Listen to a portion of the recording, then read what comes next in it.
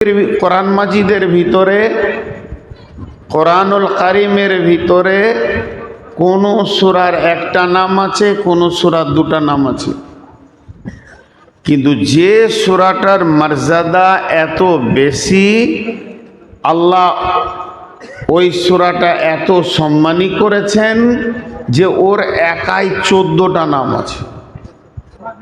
আর কম বেশি ওই সূরাটা আমাদের সবারই মুখস্থ আছে, তার নাম হলো সূরা ফাতিহা।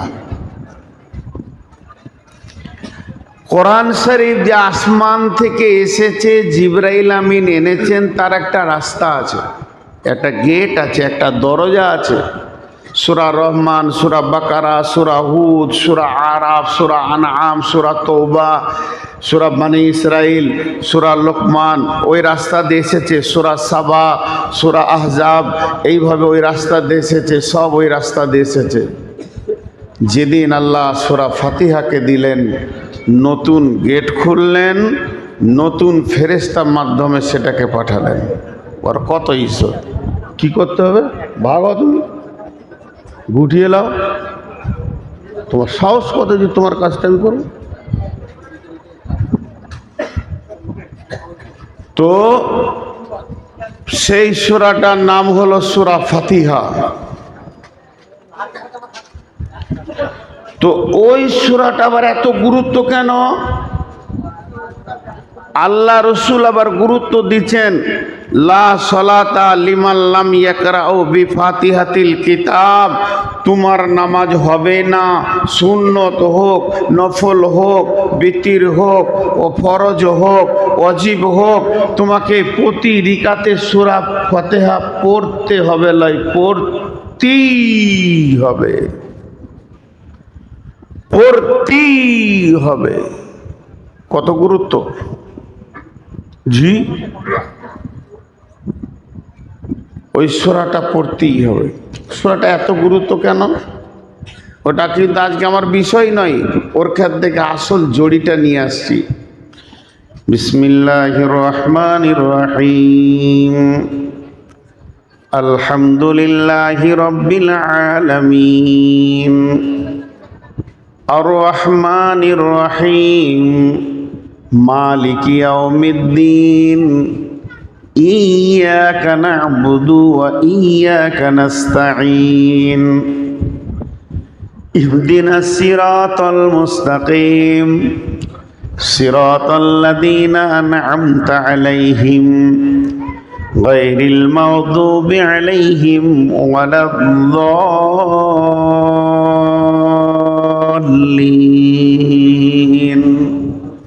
জোরে বলেন আমিন।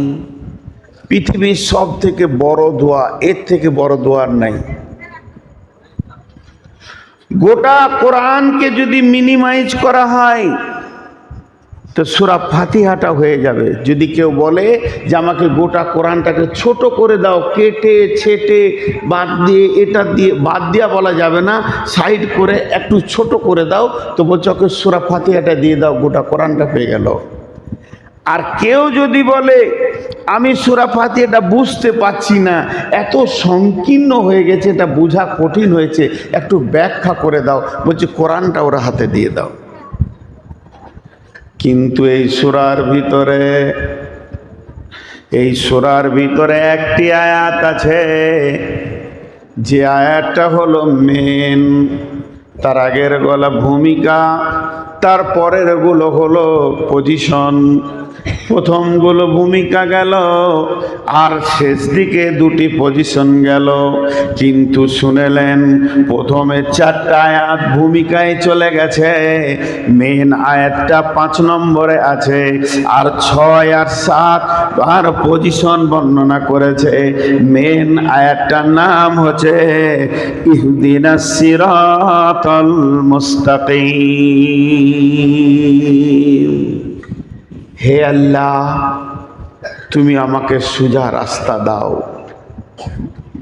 হে আল্লাহ, তুমি আমাকে সোজা রাস্তা দাও। ইহদিনাস সিরাতাল মুস্তাকিম। হে আল্লাহ, তুমি আমাকে সোজা রাস্তা দাও। জি ভাই, কথাটা বোঝার চেষ্টা করেন। সোজা রাস্তার কত গুরুত্ব আছে, কত গুরুত্ব আছে, কত দাম আছে।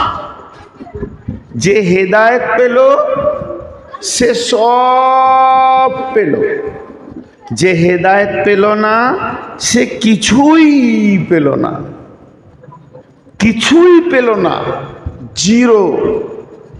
জি, এখন একটা গল্প শোনাবো, একদম কোরআন হাদিস নয় এটা। এই গল্পটা আপনাকে কিছু বুঝতে সাহায্য করবে। আপনি বলবেন না নূর মোহাম্মদ বলেছে এটা বুখারীতে আছে, মুসলিমে আছে, মিসকাতে আছে, বরং বলবেন এটা গল্প। একটা লোক যেমন মুসা আলাইহিস সালাম তুর পাহাড়ে গিয়ে আল্লাহর সঙ্গে কথা বলতেন, মুসা কালিমুল্লাহ, লা ইলাহা ইল্লাল্লাহ, মুসা কালিমুল্লাহ। তো একজন ওই মুসার মতো লোক আল্লাহর সঙ্গে কথা বলতে যাচ্ছে পাহাড়ে। গল্পটা ধ্যান দিয়ে শুনবেন, এর ভিতরে জ্ঞান আছে। যখন ওই যাচ্ছে, রাস্তায় যেতে যেতে রাস্তায় জোরে হাঁটছে, এবার পাহাড়ের কাছাকাছি চলে এসছে, ঠিক ড্রেনে একটা নিকৃষ্ট প্রাণী শূকর খিঞ্জির কাদাতে খিঁচে পায়খানাতে পেশাবে এই পর্যন্ত ডুবিয়ে মাথাটা বের করে আছে, নোংরা। ও তখন ওকে বলছে, ওই আল্লাহর বান্দা দাঁড়া। দাঁড়িয়ে গেল, বলে শূকরটা কি বলছে রে বাবা? গল্প, শূকরও কথা বলছে গল্পতে সবাই। তুমি চললে কোথা? ওই আল্লাহর বান্দা বলছে আমি চললাম আল্লাহর কাছে, আল্লাহর কাছে আলোচনা করতে, কিছু প্রয়োজন মিটাতে চললাম। এই দাও দাও দাও, তোমার কোডটা দাও। হয়েছে? আচ্ছা ঠিক, না না কিছু বললেন না। এদেরকে আমি বকি, সবগুলো ছেলের মতো আমার, ওরা আমাকে চেনে। আর এমন কোনো জলসানে যাই না, ওই যে এটাকে পিটবো শেষকালে, ওর বদমাশ আছে। কিন্তু এদের এইগুলো নিয়ে আবার আপনারা বর্ষার সময় দেখেন, এটা বন্ধ হলে হবে না, অনেক কাজ হয়। হে আল্লাহর গোলাম, তুমি যাচ্ছ আল্লাহর মোলাকাতে, তোমার যত কাজ আছে তুমি সেরে নেবে, তোমার যত আলোচনা আছে তুমি করে নেবে। আমার শুধু একটা কথা আল্লাহর কাছ থেকে জিজ্ঞেস করে আসবে। বলে কি কথা? বলে আল্লাহর তুমি এমন কোন ভালো কাজ করেছো? আল্লাহ তোমাকে মানুষ বানিয়েছে, আল্লাহ তোমাকে তার ওলি বানিয়ে নিয়েছে, আর আমি আল্লাহর কি দুশ্মনী করেছিলাম? আল্লাহ আমাকে শূকর বানিয়েছে এবং কাদাতে খিঁচে নোংরা জায়গায় আমার জিন্দেগিটা রেখেছি। এটা জিজ্ঞেস করে আসি। ও চলে গেল তুর পাহাড়ে। তুর পাহাড়ে গিয়ে ওর আল্লাহর সাথে যত কথাবার্তা ছিল সব কাজ টাজ হয়ে গেল। এবার ফিরে আসছে, মাঝে আর একবার বলছি এটা হাদিস নয়, এটা গল্প। নাহলে মন বলবে লোকে যে হাদিসটা কোথা আছে বলেন তো, নম্বর কত, এই জন্য বলে দিছি। ফিরে আসছে, তখন আল্লাহ বলছে, রে আমার গোলাম, তোকে কেউ কিছু জিজ্ঞেস করতে বলেনি? তখন বলছে, আল্লাহ বলেছে আপনি তো আলিমুল গায়েব, আপনি সব জানেন। একটা শূকর এই রকম একটা প্রশ্ন করেছে, আল্লাহ বলছে উত্তরটা নিয়ে নে। আল্লাহুস সামাদ, আমার একটা নাম আছে সামাদ। আমি কারো তোয়াক্কা করি না, কাউকে আমি উপেক্ষা করি না, কারোর জন্য আমার প্রয়োজন নাই, আমাকে সবার প্রয়োজন আছে। কিন্তু আমি কারো মুখোপেক্ষী নই রে গোলাম। আমি কাকে ইঁদুর বানাবো, বাঁদর বানাবো, শূকর বানাবো, কুত্তা বানাবো, আর পৃথিবীতে তাকে কোন হালে রাখবো, এটা আমার ব্যক্তিগত ডায়েরি। এ ব্যাপারে কারো কাছে পরামর্শ নিতে হবে না, কারো কাছে আলোচনা করতে হবে না, আর কারো কাছ থেকে আমাকে সাহায্য নিতে হবে না।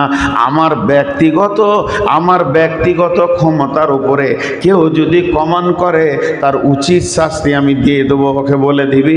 এটাই হলো উত্তর। তবে একটা কথা শুনে নে, তোকে আমি একটা উপহার দিছি, এই উপহারটা নিয়ে গিয়ে তুই শূকরটাকে দিয়ে দে। দিয়েছে। ই বলছে আল্লাহ আপনি শুকরকে উপহার দেবেন, বলে হ্যাঁ দেবো। এতে তোর কি বল, আমার এই উপহারটা তো পৌঁছে দিবি তুই পিয়ন মাত্র, দেন আল্লাহ। বলে কোনো মাল নয়, কোনো জিনিস নয়, কোনো মেটেরিয়ালস নয়, শুধুমাত্র একটা কথা, তুই ওখানে যখন পৌঁছাবি ও তোকে জিজ্ঞেস করবে আল্লাহ কি বলেছে, উত্তরটা বলে দিয়ে বলবি আল্লাহ তোমাকে একটা উপহার দিয়েছে। তে কি তুই বল মানুষ হবি কি, তুই বল মানুষ হবি কি, তুই বল তোর মানুষ হওয়ার শখ আছে কি। ও বলবে হ্যাঁ। তুমি বলবে রব্বানা আমি সেকেন্ডের মধ্যে মানুষ বানিয়ে দেবো, সুন্দর সুশ্রী মানুষ বানাবো। ও জবান দিয়ে যা চাইবে আমি তাই দিব, ও যেটা চাইবে ওটাই দিব। আমি কোনো জিনিসটা না বলবো না, দেওয়ার ব্যাপারে না বলবো না, আমি আল্লাহ বলছি যা চাইবে তাই দেব, একটা জিনিস দিব না। এইটা শর্তে ওকে মানুষ বানাবো, ওইটার নামই হলো হেদায়াত। ওকে হেদায়েত দেব না। জি ভাই এই ভুলটা নামিয়ে দেন, এদিকটা আড়াল হয়েছে। আর ওই খালি চেয়ারটা মুরব্বীকে দেন, ওইখানটাই দেন, ওই কোনটাতে বসেন। বসেন বাবজি, এই চেয়ারটা নিয়ে বসেন, আপনি এই চেয়ারটা নিয়ে বসেন। আপনি দাঁড়িয়ে থাকবেন বয়স্ক মানুষ, একবারে প্যান্ডেলে পিছিয়ে দাও, তুমি যেখানে দাঁড়াচ্ছ ওখানে দাও, বাস ওখানটায় বসেন। তো একটা জিনিস খেয়াল করেন, একটা জিনিস দেবে না সেটা হলো হেদায়েত। তো এবার ও ফিরে আসছে, শুকরটার সঙ্গে দেখা, ওই আল্লাহর ওলি বল আল্লাহ কি বলেছে, বলে দিলে তোকে পিটবে যদি এ ব্যাপারে প্রশ্ন করিস। কারণ আল্লাহ কাকে কি বানাবে এটা আল্লাহর ব্যক্তিগত ব্যাপার। তোকে আল্লাহ একটা উপহার দিয়েছে, আমাকে উপহার, লাফিয়ে ড্রেন থেকে উঠে গেল, আমি উপহার পাবো আল্লাহর। বলে হ্যাঁ মানুষ হবি, তুই খালি হ্যাঁ বল, বাস তোর ডিউটি শেষ। মানুষ হবি, তুই খালি হ্যাঁ বল, হ্যাঁ তোর ডিউটি শেষ। আর আমি আল্লাহকে বলবো রব্বানা, আর যেই রব্বানা বলবো মিনিট সেকেন্ড লাগবে না, তোকে আল্লাহ মানুষ বানাবে। আল্লাহ আল্লাহ আল্লাহ কি বলেছে জানিস, কত তোর সৌভাগ্য। দেখ তুই মানুষ হওয়ার পর তুই যা চাবি তাই দিবে, যা চাবি। তোকে বউ দেবে, বেটি দেবে, ছেলে দেবে, মেয়ে দেবে, জামাই দেবে, আবার বৌমা দেবে, নাতি দেবে, পোতা দেবে, জমি দিবে, জায়গা দেবে, কোটিপতি করবে, রাজনৈতিক নেতা হবি তো নেতা বানাবে, বড় বড় বিল্ডিং বানাতে চাবি তাও তোকে দিয়ে দেবে, মার্বেল পাথরের ঘর হবে, এসি ঘর হবে, 8টা 10টা গাড়ি থাকবে, পেট্রোল পাম্পের মালিক হবি, নাইট কোচের মালিক হবি, তুই প্লেনের মালিক হবি, চাঁদে জায়গা কিনবি তাও পারবি। আল্লাহ কোনোটাতে না বলবে না, কিন্তু তোকে হেদায়াত দিবে না। যে জিনিসটা দিলে পরে, যে চিপসটা মানুষের ভিতরে ভরে দিলে পরে, ওই মানুষটা মসজিদ চিনবে, আল্লাহ চিনবে, রসুল চিনবে, পুলসেরাতে পেরে যাবে, কবরে বেঁচে যাবে, জান্নাতে চলে যাবে, ওই মেটে রেস্টা দেবে না। বাকি মানুষ হিসেবে চা চাইবি তাই দিয়ে দেবে। শুকরটা তখন বলছে কি, এই কথাটা শুনে নেন, আজকের জালসাটা আর শুনতে হবে না, বাড়ি চলে গেলে যথেষ্ট হয়ে যাবে। শুকরটা বলছে আল্লাহ নলি রে, থাক থাক থাক, আমার জন্যে দোয়া করতে হবে না, আমি মানুষ হব না। বেঈমান মানুষ হওয়ার থেকে আমি শুকর অনেক গুণে ভালো। বেঈমান মানুষের থেকে আমি শুয়োর অনেক ভালো। যে লোকটা মানুষের মতো জীবন পেল, মসজিদের চৌকাটা চেঞ্জ করতে পার পেরোতে পারলো না, ওর থেকে আমি শুয়োর অনেক ভালো আছি। দোয়া করতে হবে না, আমার কিয়ামত নাই, মাটি হয়ে যাব, আমার জান্নাত নাই, জাহান্নামও নাই, আমি সুখে কাটাবো পরকালে, আমি মাটি হয়ে যাব। আর ওই বেঈমান মানুষের থেকে আমি শুয়োর অনেক গুণে ভালো। এর জন্যে পৃথিবীতে সব থেকে আল্লাহর কাছ থেকে চাওয়ার জিনিসের নাম হলো হেদায়াত। সব আল্লাহ যদি এখন ধরেন ঘোষণা করছে, এখনই ঘোষণা করছে, আল্লাহ মনে করেন কথার কথা বলছি, আমার কাছে কোনো জিবরাইল আসে নাই, আমি খবর পাইনি। আমি রসুলের উম্মত, এটা আমার দাবি। আমি আল্লাহর গোলাম, এটা আমার দাবি। আমি নবী মুহাম্মদ সাল্লাল্লাহু আলাইহি সাল্লামের জুতোটা চাটা উম্মত, এটা আমার দাবি। এর থেকে আমার দাবি নাই। কিন্তু মনে করেন এখন খবর এসছে আপনাদের কাছে, আমি খবরটা বলছি। আজকের এই মাহফিলটা আল্লাহকে ভালো লেগে গেছে, আমরা খুশি হলাম, আলহামদুলিল্লাহ, আল্লাহকে ভালো লেগেছে। এটা আমি বোঝানোর জন্য বলছি। আপনাদের কাছে একটা প্রশ্ন করব, তা আল্লাহকে ভালো লেগেছে, তা আল্লাহ বলছে আমাকে, নূর মোহাম্মদ, তোরা যদি 100টা চাস তা একটা দেবো, 10টা চাইলে একটা দিব, 50টা চাইলে একটা দিব, 80টা চাইলে একটা দিব, 1000টা চাইলেও একটা দিব। আজকে তোদেরকে আমি একটা উপহার দেবো, কি নিবি বল? কি নেবেন? আপনাদের মন কি বলছে? হ্যাঁ, একজন মনে মনে ভাবছে 2 লাখ টাকা হলে ভালো হতো, কালকে বুলেটটা কিনে নিতাম। হ্যাঁ, হেদায়েত। জি, তাহলে একটা ঘটনা শোনাই। মক্কার যে সাহাবীগুলো মদিনায় গিয়েছিলেন তারা ছিল মুহাজির, আর মদিনার সাহাবীরা ছিল আনসার। আর আনসারি সাহাবীদের সব থেকে একটা ভালো ছিল অভ্যাস, ওরা চাষ করতে ভালোবাসত, জমি চাষ করতে ভালোবাসত আনসারীরা। চারিদিকে সাহাবীরা ভীত সন্ত্রস্তে জীবন কাটাচ্ছে, কখন যুদ্ধ লাগবে, কখন যুদ্ধ লাগবে, কোন দিক থেকে যুদ্ধের ডাক আসবে, কোন দিক থেকে যুদ্ধের ডাক আসবে। কিন্তু সমস্ত যুদ্ধ ঝামেলা শেষ, সন্ধি শেষ, খুব সুখে রয়েছে। এখন আর কোনো যুদ্ধের খবর নাই, ধীরে সুস্থে সব নামাজ পড়ছে। আল্লাহ রসুল একদিন চোখের পানিতে কেঁদেছিলেন সাহাবীদের মসজিদে নববীতে নামাজ পড়া দেখে। ধীরে সুস্থে নামাজ পড়ছে, কোনো টেনশন নাই। আল্লাহ রসুল কাঁদলেন। তখন জিজ্ঞাসা করা হলো, আপনি কাঁদলেন কেন? তো আল্লাহ রসুল বললেন, কত শহীদ হয়ে গেছে, তাদের মুখগুলো মনে পড়লো, তারা রক্ত দিয়ে চলে গেল, আজকে আমরা ধীরে নামাজ পড়ছি। ঠিক ওই রকম সময়ে আনসার সাহাবীরা বসে বসে এক জায়গায় গল্প করছে। এখানে 10 জন, ওখানে 5 জন, এরকম থাকে নাকি ভাই? গায়ে কাজ নাই তো গল্প কর। আর পৃথিবীর সব থেকে বড় গবেষণাগার কোথা বলে? নাসা গবেষণাগার। তার থেকে বড় গবেষণাগার হলো চায়ের দোকান। বড় বড় বৈজ্ঞানিকেরা ওখানে থাকে, যাদের ব্রেন এত বেশি, শুধু ইনকাম করতে পারে না বলি ওখানে বসে থাকে। ওদের আবার ইনকাম নাই, ওরা বইয়ের মার খায় আর চায়ের দোকানে মুখের জোর। তোরা গবেষণা করছে কয়েকটা সাহাবী মিলে, কি বলছে জানেন? এখন তো আল্লাহ রসুলের হাতে সব, গোটা আরব ইসলামের হাতে চলে এসছে, আমরা বিজয়ী, ইসলামের ক্ষমতা চলছে। তাহলে এখন চাষও ভালো জমবে। কি করতে হবে? রসুলকে একটা খবর দিতে হবে। কি খবর? মদিনাতে যে পাহাড়গুলো চারিদিকে রয়েছে, এখানে একটা পাহাড়, ওখানে একটা পাহাড়, এখানে একটা পাহাড়, পাহাড়গুলো দাঁড়িয়ে আছে, মধ্যখানটা খাল হয়ে আছে, 2 পাহাড়ের মাঝে যে ফাঁকগুলো আছে ওগুলোকে বাঁধ দিয়ে কোনো রকম বন্ধ করে দিতে হবে। যে ড্রাম তৈরি করব, ওখানে বৃষ্টির পানি জমে যাবে, যখন পানি থাকবে না তো ওই ড্রামকে হালকা করে বের করব, কেলেনের মতো নিয়ে, ড্রেনের মতো নিয়ে আমরা চাষ করব, আমাদের চাষ ভালো হবে। ওদের মাথায় চাষ ঢুকে আছে।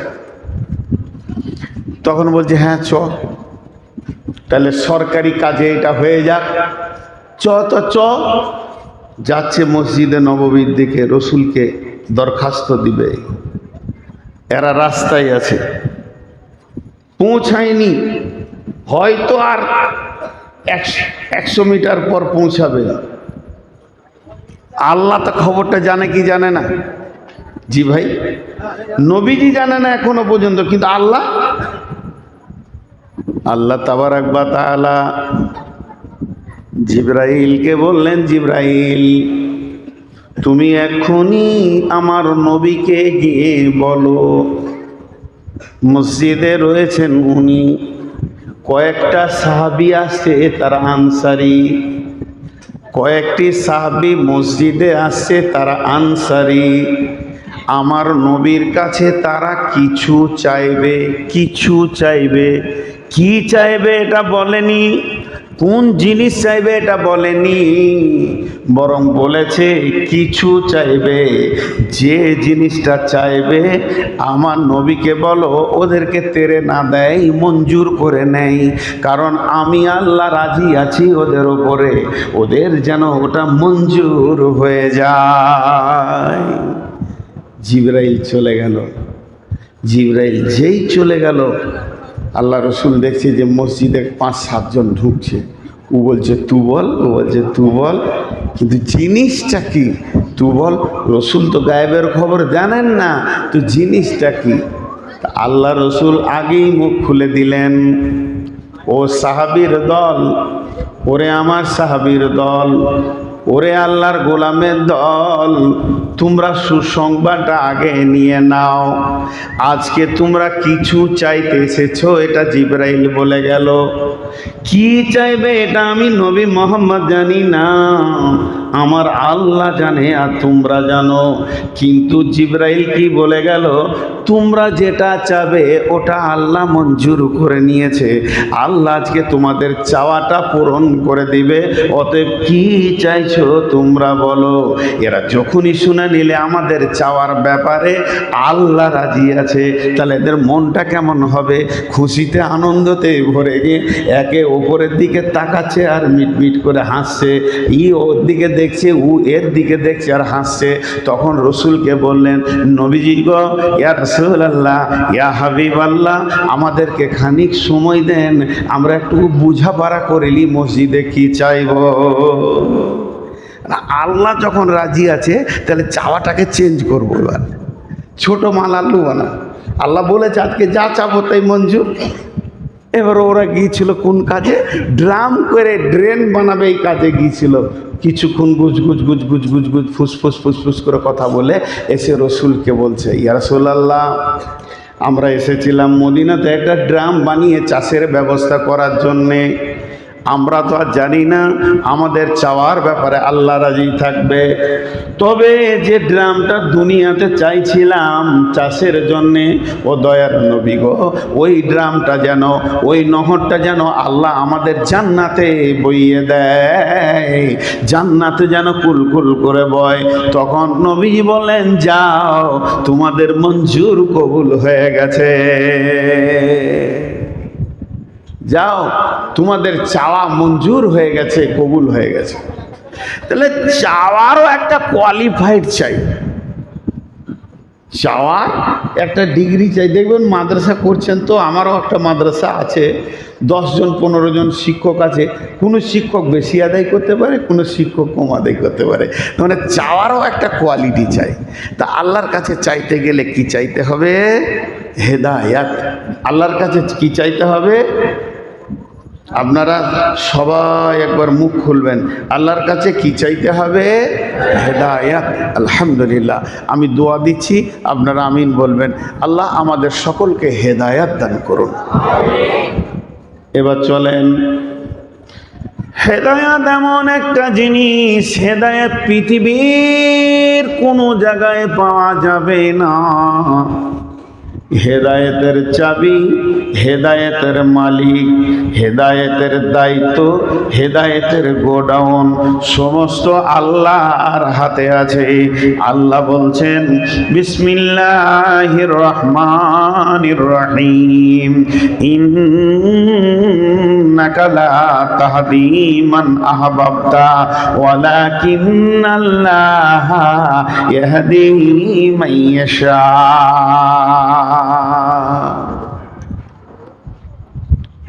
বন্ধু, আল্লাহর নবীকে আল্লাহ বললেন, ইন্নাকা লা তাহদি মান আহবাবতা। ফ্যানটা বন্ধ করতে পারবেন? বন্ধ করে দেন, ঘোরাই না, বন্ধ করেন। মানে আমার ঘামটা শুকিয়ে যাচ্ছে, আমার ঘামটা শুকিয়ে গেলে কালকা জলসা করতে পারবো না, গলা বসে যাবে। ইন্নাকা লা তাহদি মান আহবাবতা ওয়ালাকিন্নাল্লাহা ইয়াহদি মান ইয়াশা।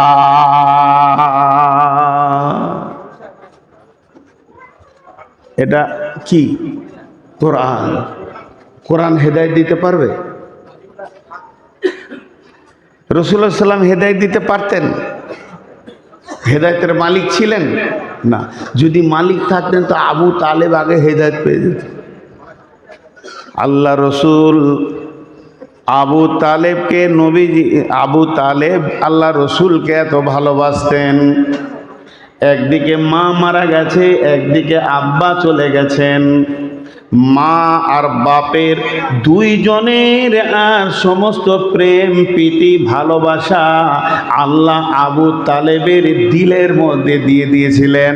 বিশ্ব নবীকে হৃদয় দিয়ে যদি কেউ পৃথিবীতে ভালোবেসেছে ওই ব্যক্তিটার নাম হলো আবু তালিব।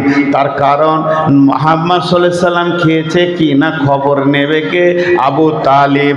মুহাম্মদ মাঠে গিয়েছে বাড়ি ফিরল কিনা খবর নিবে কে? না আবু তালিব। মুহাম্মদ ছাগল চড়াতে গেছে বাড়ি ফিরল কিনা খবর নেবে কে? না আবু তালিব। বেটা মুহাম্মদ তুমি কাঁদছো কেন? বাবাকে কি বললে খবর নেবে কে? না আবু তালিব। মুহাম্মদ সাল্লাল্লাহু আলাইহি সাল্লাম বড় হয়েছে, বিয়ে দিতে হবে, চিন্তাটা কার? না আবু তালিবের। মুহাম্মদ বড় হয়েছে, তার একটা ব্যবসার দরকার, কে দেবে? না আবু তালিব।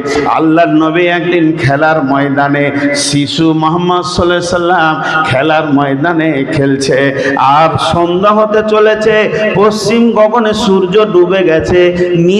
নিজের ছেলেকে তার মার আব্বা ডাকছে, আবু তালিব, আব্দুর রহমান বাড়ি এসো, ও মহসিন বাড়ি এসো, রফিকুল বাবা রাত হয়েছে বাড়ি এসো। সকলেই বাড়ি চলে গেল। আবু তালিব বাড়িতে দেখছে আমার শিশু ইতিম ভাতিজাটা নাই, তাহলে তাকে খুঁজতে গিয়ে দেখছে খেলার ময়দানে মাথা নামো করে গাল ফুলিয়ে দাঁড়িয়ে রয়েছে। আবু তালেব গিয়ে বলছে, বেটা মুহাম্মদ রে বাবা, সন্ধ্যা হয়েছে বাড়ি আয়।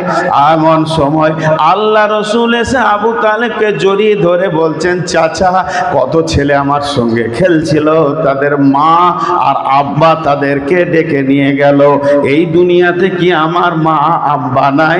আবু তালেব তখন বলেছিলেন, ও বেটা মুহাম্মদ, তোকে আল্লাহ তোর জন্য আমাকে তোর মা বাপ বানিয়েছে রে বাবা। আবু তালেবের নিজের ছেলের নাম হযরতে আলী। আবু তালেবের নিজের ছেলের নাম হযরতে আলী। হযরতে আলী একদম মাসুম শিশু, আব্বার কোলে বসে রয়েছে, জাঙ্গের ওপরে বসে রয়েছে। আবু তালেব এইরকম করে ছেলেটাকে ধরে আছে, এটা ওর নিজের ঔরসজাতক সন্তান, এটা ওর নিজের কলিজার টুকরা। আর ওই অবস্থায় কাবার কাছে বসে আছেন আবু তালিব। ওই দিক থেকে হেঁটে আসছে শিশু মুহাম্মদ সাল্লাল্লাহু আলাইহি সাল্লাম, মাথা নামো করে চাচার দিকে হেঁটে আসছে। আবু তালিব কত ভালো মানুষ ছিলেন, কত দামি মানুষ ছিলেন, নিজের ছেলেকে মাটিতে নামিয়ে দিয়ে শিশু মুহাম্মদকে কোলে নিয়েছিলেন। এর নাম আবু তালিব। মালদাতে একটা বায়ান শুনছিলাম, একজন মাদানি ভালো আলেম, ইনি বলছিলেন যে বিশ্ব মুসলিম আবু তালিবের কাছে ঋণী। তাদের নবীকে সে জান দিয়ে প্রাণ দিয়ে ভালোবেসে বড় করেছে। এই আবু তালিব যখন রক্তাক্ত মোহাম্মদকে দেখলো, আবু তালিব আর থাকতে পারছে না, বলছে, বেটা একবার খালি নামটা বল, তোকে কে মেরেছে, তোর শরীরকে ক্ষত বিক্ষত কে করেছে, একবার বল, আমি কথা দিচ্ছি ওর বংশ বুনিয়াদ আরবে রাখবো না।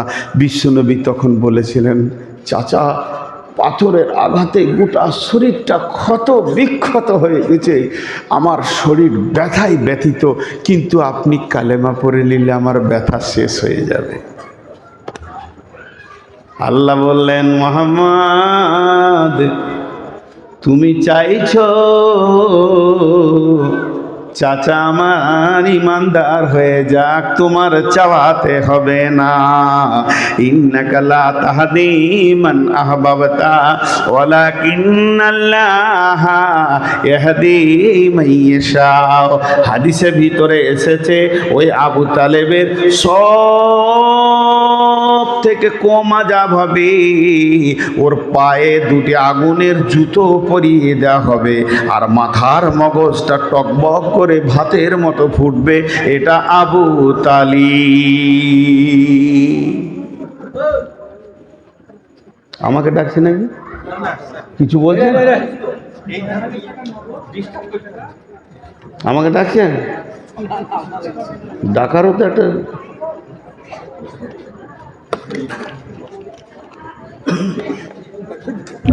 আসলে সবাই ভালো আমি বল, অঙ্কতে দাঁড়াচ্ছে সবাই ভালো আমি বল, মানে সুগার হয়ে গেলে যা হয় মেন্টালিটি আরো গরম হয়ে গেছে। আমাদের আর বক্তৃতা করা চলে না, এবার ঘরে বসে থাকতে হবে, এত সুগার নিয়ে রাগ হয়ে গেছে। আর আমাদের এই বডিগুলোতে এক্সপিরিয়েন্স চালাইছে ডাক্তাররা সব, যেখানে যে চিখালি বলছে আপনার সুগার, এই আমার ওষুধটা খান, এতগুলো ওষুধ হয়েছে বাড়িতে, কারটা খাবো রে বাবা। তো এই আবু তালিব দেখেন হেদায়েত আল্লাহর হাতে। একটা উদাহরণ দিব, তাহলে নবীজি কি ছিলেন? হেদায়েতের মালিক ছিলেন না? তা কোরআন কে? কোরআনটা কি? এই কোরআন শরীফটা কি? তাহলে ই কেন পৃথিবীতে এসেছে? কোরআন তো বলছে যালিকাল কিতাবু লা রাইবা ফিহি হুদাল লিল মুত্তাকিন, আমি মুত্তাকিদেরকে হেদায়েত দিতে এসেছি। কোরআন বলছে হুদাল লিন নাস, আমি মানুষকে হেদায়েত দিতে এসেছি। আবার আল্লাহ বলছেন হেদায়েতের মালিক আল্লাহ, অন্য কেউ নয়।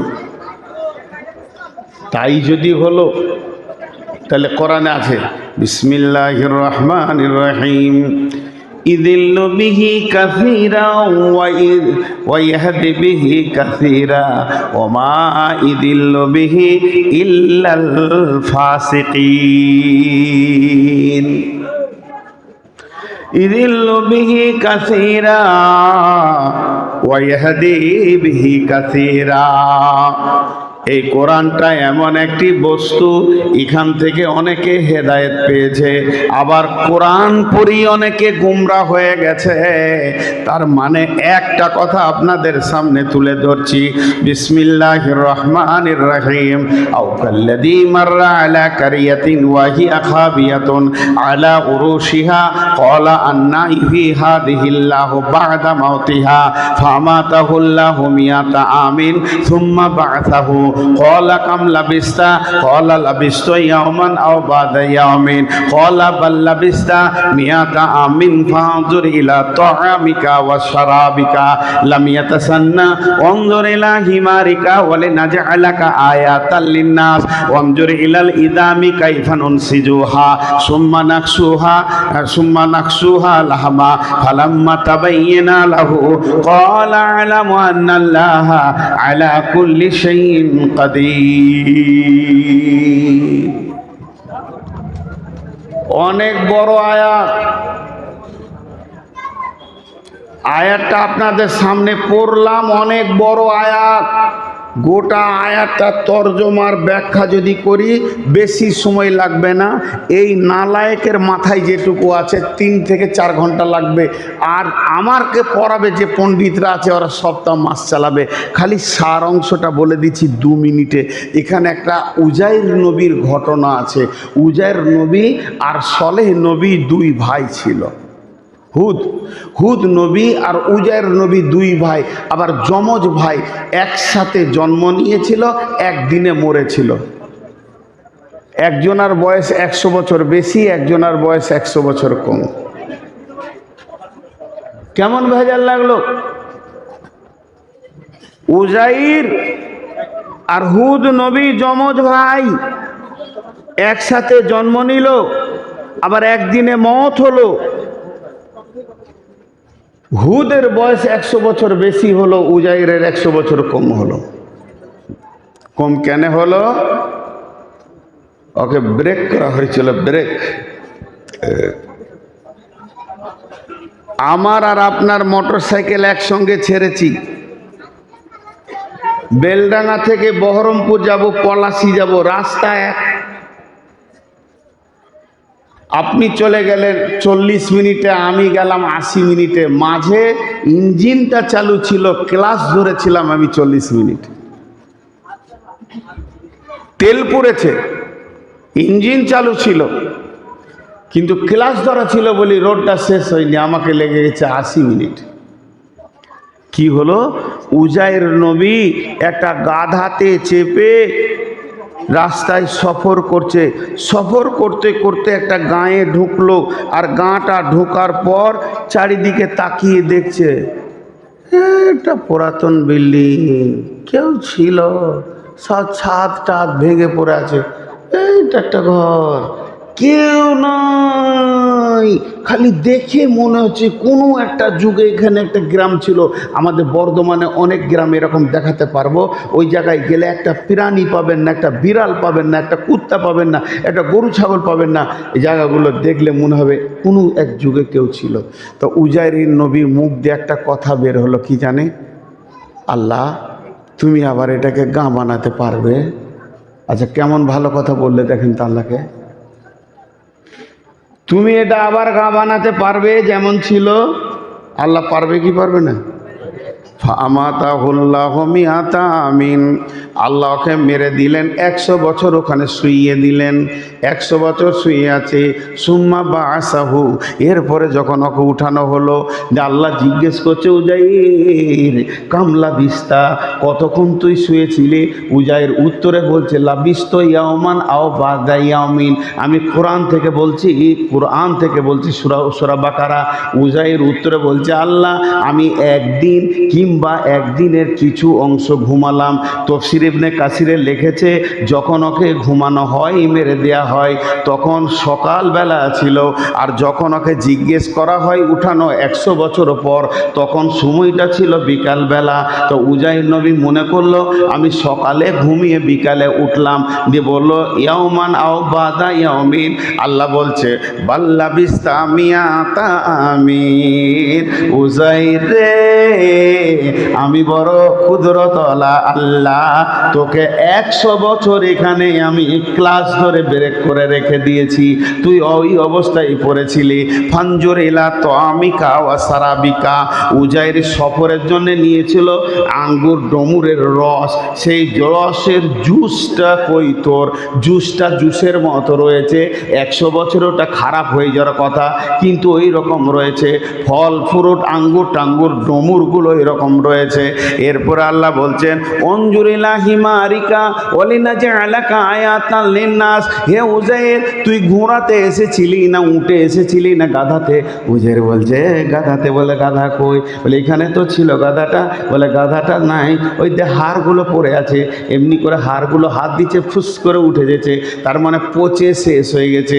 আল্লাহ বলছে, তুই খালি দাঁড়িয়ে দাঁড়িয়ে দেখ, তোকে দেখতে বলছি আমি আল্লাহ কেমন কুদরতওয়ালা, তোকে আমি ম্যাজিক দেখাবো, তোকে আমার ক্ষমতাটাকে তোর চামড়া চোখ দিয়ে দেখাবো। দেখ, আসমান থেকে একটা হাওয়া ঘুরতে লাগলো, ওই হাওয়াটা যখন জমিনে পড়লো, হাড়গুলো যে যেখানে ছিল এসে গাধাটা হয়ে গেল।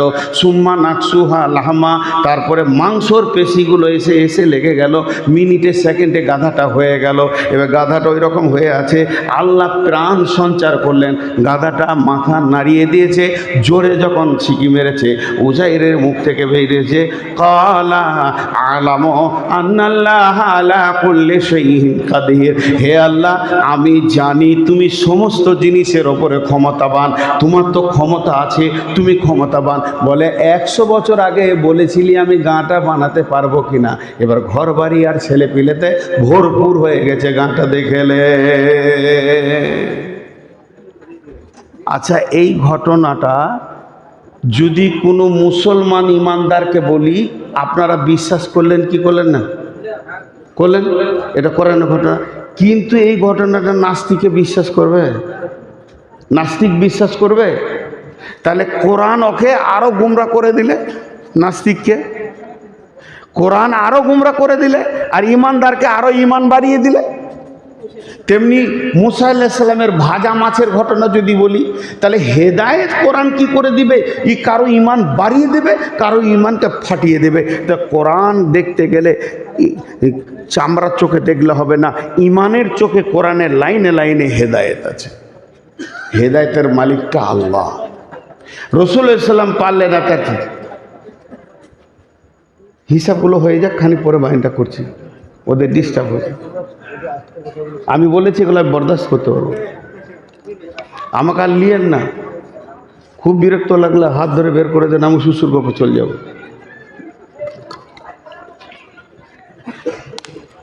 এদের কাজটা হয়ে যাক, 5 মিনিট ধৈর্য ধরে। হয়ে গেছে, বলার সঙ্গে সঙ্গে হয়ে গেল। এই রাস্তাটা আর ব্লক করে কি করবে? এটাই মেন রাস্তা মনে হয় গায়ে, নাকি? ও আল্লাহ, যে বেনাদ থেকে আমার একটা ফোন গেছিল, যদি ফোনটা বলি তো আপনারা খেপে যাবেন শুনে। নাম্বারটা আমি এখনো রেখে দিয়েছি। তো খুব মানে সূক্ষ্ম কথা বলছি আপনাদের সামনে। এখন একটা উদাহরণ দিব। রসুল কে, কোরআন কি, আল্লাহ কে, তিনটে একসঙ্গে পেয়ে যাবেন। রসুল কে, কোরআন কি, আল্লাহ কে, একটা উদাহরণে পেয়ে যাবেন। আপনি ডাক্তারখানা গেলেন, ডাক্তারখানা যাওয়ার পর প্রেসক্রিপশনটা লিখলো কে? ডাক্তার। খুব ভালো করে শুনেন, 10টা ওষুধ লিখে দিল। এবার প্রেসক্রিপশন নিয়ে গেলেন আপনি কোথায়? ফার্মেসিতে। ওষুধ দিয়ে দিল ফার্মেসি, ডাক্তার দিল প্রেসক্রিপশন, ফার্মেসি দিল ওষুধ। আর ওষুধ আপনি এবার খেতে শুরু করলেন। আপনারা সবাই একবার মুখ খুলবেন, আপনারা খুব ভালো শ্রোতা। আজকে আমি মন মতো শ্রোতা পেয়েছি, আজকে মন মতো কমিটি পেয়েছি। এরকম ভালো আমি খুব কমই পাই। আমি মুখ দিয়ে বলছি, কিন্তু আমি আমার কাজ করে যাচ্ছি। একবার মুখ খুলে বলেন, ডাক্তার প্রেসক্রিপশন দিয়েছে, ফার্মেসি ওষুধ দিয়েছে, অসুখটাকে ভালো করবে।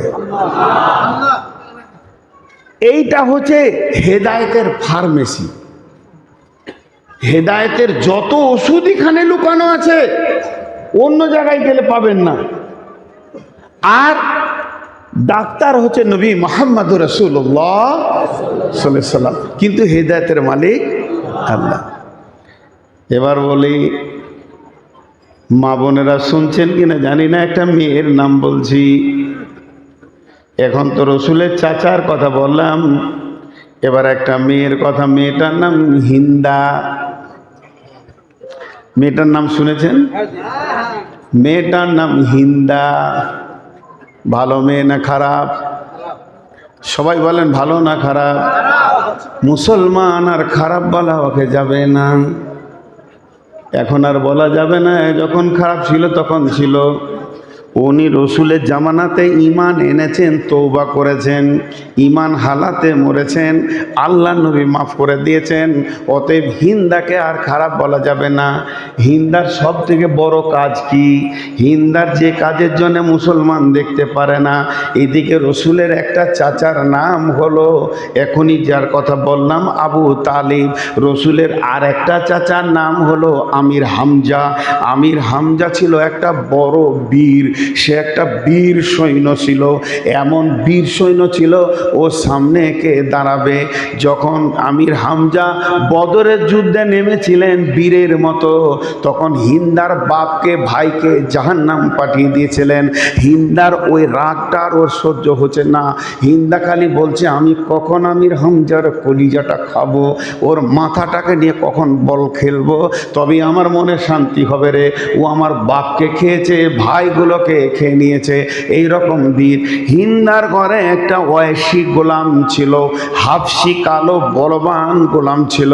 সেই গোলামটাকে হিন্দা বলল, ও ওয়েশি গোলাম, তুমি শোনো, তুমি চিরজীবন কি গোলাম হয়ে থাকবে না স্বাধীনতার মুখ দেখবে? ওয়েশি বলল, হিন্দা মালিকিন, কে চাই না স্বাধীন হতে? গোলামি তো জীবনকে করতে চায়। বলে, তুমি যদি ওই রসুলের চাচা আমির হামজার কলিজাটা আমার হাতে দাও, তাহলে তোমাকে আমি আজাদ করে দিব। গোলাম বলছে, এই ব্যাপার, এটা তো আমার কাছে সামান্য। যে উহুদের যুদ্ধে ডঙ্কা বাজল, ওইসি খালি তাক করে আছে, আমির হামজাকে কখন একা পাবো। যুদ্ধের মহড়া একবার ডান দিকে, একবার বাঁ দিকে। একবার এইদিকে ধরো এদিকে ধরো চলছে। এমন সময় একা পেয়ে গেল। ওয়াইসি করলো কি, একটা বড় বর্ষাকে আমির হামজাকে মেরে দিল, আর বর্ষাতে সে বুকে লেগে গেল। ওই রকম বিটটা মাটিতে পড়ে গেল। ওয়াইসি দেখলো এই সুযোগটা ছাড়া যাবে না, দৌড়ে গিয়ে বুকে বসে পর পর করে ভুজালি দিয়ে বুকটাকে ফেরে দিয়ে কলিজাটাকে নিয়ে গিয়ে হিন্দাকে দিল। হিন্দা চাবালো, হিন্দা মালা বানালো, গলায় নিল, জানে শান্তি নিল, গোলামকে আজাদ করে দিল। ডেঞ্জাস মেয়ে গো, সাংঘাতিক মেয়ে। একটা ইমানদারকে শহীদ করেছে, কলিজা চাবিয়েছে। কিন্তু হিন্দার ভিতরে একটা ভালো গুণ ছিল, একটা সুতোর মতো ভালো গুণ ছিল। ওই গুণের সূত্র ধরে আল্লাহকে হেদায়েত দিয়ে দিলেন। জি, ভালো গুণটা কি? হিন্দা একটা মেয়ে ছেলে, সুশ্রী মেয়ে, কোনো দিন বেগানা পুরুষের সঙ্গে কথা বলেনি। বাপ ভাই স্বামী ছাড়া সে কিছু বুঝতো না, কোনো দিনই না। একটা ইতিহাসে পাওয়া যায় যে মেয়েটা নিজেকে কতটা দূরে থাকতো। হিন্দার কোনো বান্ধবী সাহিলি হিন্দাকে এসে বলছে, একটা খবর শুনেছিস, একটা খবর শুনেছিস? বলে কি খবর? ওই পশ্চিম পাড়াতে একটা ঘটনা ঘটেছে আজকে। কি ঘটনা? একটা মেয়ে একটা বেগানা পুরুষের সঙ্গে কথা বলেছে। কিরকম? ধরেন ওই পলাশি থেকে কোনো ছেলে এসছে, তো বেনাদম মাদ্রাসাটা কোন দিকে, তো ওই পশ্চিমপাড়ায় ঢুকেছে, মোটর সাইকেলটা দাঁড় করিয়ে দিয়েছে। তো একটা মেয়েকে দেখতে পেয়েছে, বলছে এই বোনটি, এই মাদ্রাসা কোন দিকে যাব? ওই দিকে যাও। এইটুকু কথা, প্রেমের কথা নয়, অবৈধ কথা নয়, প্রেম প্রস্তাব নয়, খালি বলেছে বোনটি কোন দিকে যাব? ওই দিকে যাও। তো হিন্দা লম্বা করে জিভ বার করে বলছে, ছি ছি ছি ছি, কি করে বললে গো, পরপুরুষের সঙ্গে কথা বলা যায়? ভাইরা আমার, মেয়েটির জীবনে কোনো পরপুরুষের বেগানা পুরুষের সঙ্গে কথা বলেনি। আরো জীবনে একটা ঘটনা ঘটে গেল। মেয়েদের যখন রান্না বান্না কাজে ব্যস্ত থাকে তো থাকে, যখন রান্না বান্না কাজে ব্যস্ত থাকে তো থাকে, আর যখন ব্যস্ত থাকে না তখন নারীরা করে কি, ঘরগুলোকে সুন্দর করে সাজাবে, কাপ ডিশ গ্লাসকে সুন্দর করে সাজাবে, শোকেসটাকে সুন্দর করে সাজাবে, জামা কাপড় উড়নিগুলোকে সুন্দর করে সাজাবে। মেয়েরা ঘর সাজাতে সময় দিতে পারে। হিন্দা করেছে কি, রান্না বান্নার কাজে ব্যস্ত ছিল, রান্না বান্না হয়ে গেছে, স্বামী ঘরে নাই, একা আছে, এখন ও বাড়ি গুছানোর কাজে লেগে গেছে। এখানটা একটু ধ্যান দিয়ে না শুনলে বুঝতে পারবেন না। ও বাড়ি গুছাচ্ছে, ঘরগুলোকে ঝাড়ছে আর করছে, পরিষ্কার করছে। তাহলে ঘরের ভিতরে দেয়ালের দিকে মুখ, আর একবার বলছি, ঘরের ভিতরে দেয়ালের দিকে মুখ। খুব ধ্যান দেবেন বলি 3 বার বলছি, ঘরের ভিতরে দেয়ালের দিকে মুখ। গোটা ঘরটাতে কেউ নাই। ওর স্বামীর বন্ধু, মানে হিন্দার স্বামীর বন্ধু এসছে ওর স্বামীর খোঁজে। এবারে পেছন দিক থেকে ঘরে ঢুকে এগনেতে এদিকে ওদিকে তাকিয়ে দেখলো নাই, বারান্দায় উঠলো নাই, এবারে চৌকাটা ড্যাঙ্গিয়ে ঘরে ঢুকে ডান দিকে বাঁ দিকে সোফাতে খাটে দেখে নিলে আমার বন্ধু নাই, কিন্তু বন্ধুর বউটা আছে, ও আমরা ঘরের কাজ করছে, এইটা দেখে। আর ও এটা জানে যে আমার বন্ধু বউটা পরের লোকের সঙ্গে কথা বলে না, খুব মিজাজি, আর ওকে কথাও বলেনি, রাও কারেনি, কিচ্ছু বলেনি, টুক করে বেরিয়ে গেছে। আমি যার খোঁজে এসছি সে যদি নাই তা আমি আর কি করব, বেরিয়ে যাচ্ছে।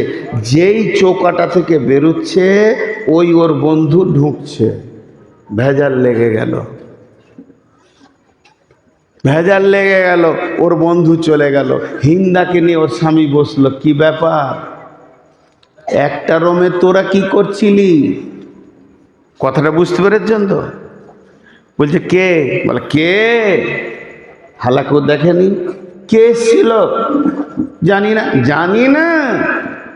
আমাকে বোকা বানাচ্ছ তুমি? আমার বন্ধুকে নিয়ে আমার অনুপস্থিতিতে আনন্দ করো আর আমাকে বোকা বানাও। হিন্দা কাঁদতে লাগলো, এ কাজ তো আমার দ্বারা হয়নি, এটা তো আমি করিনি, কে রে?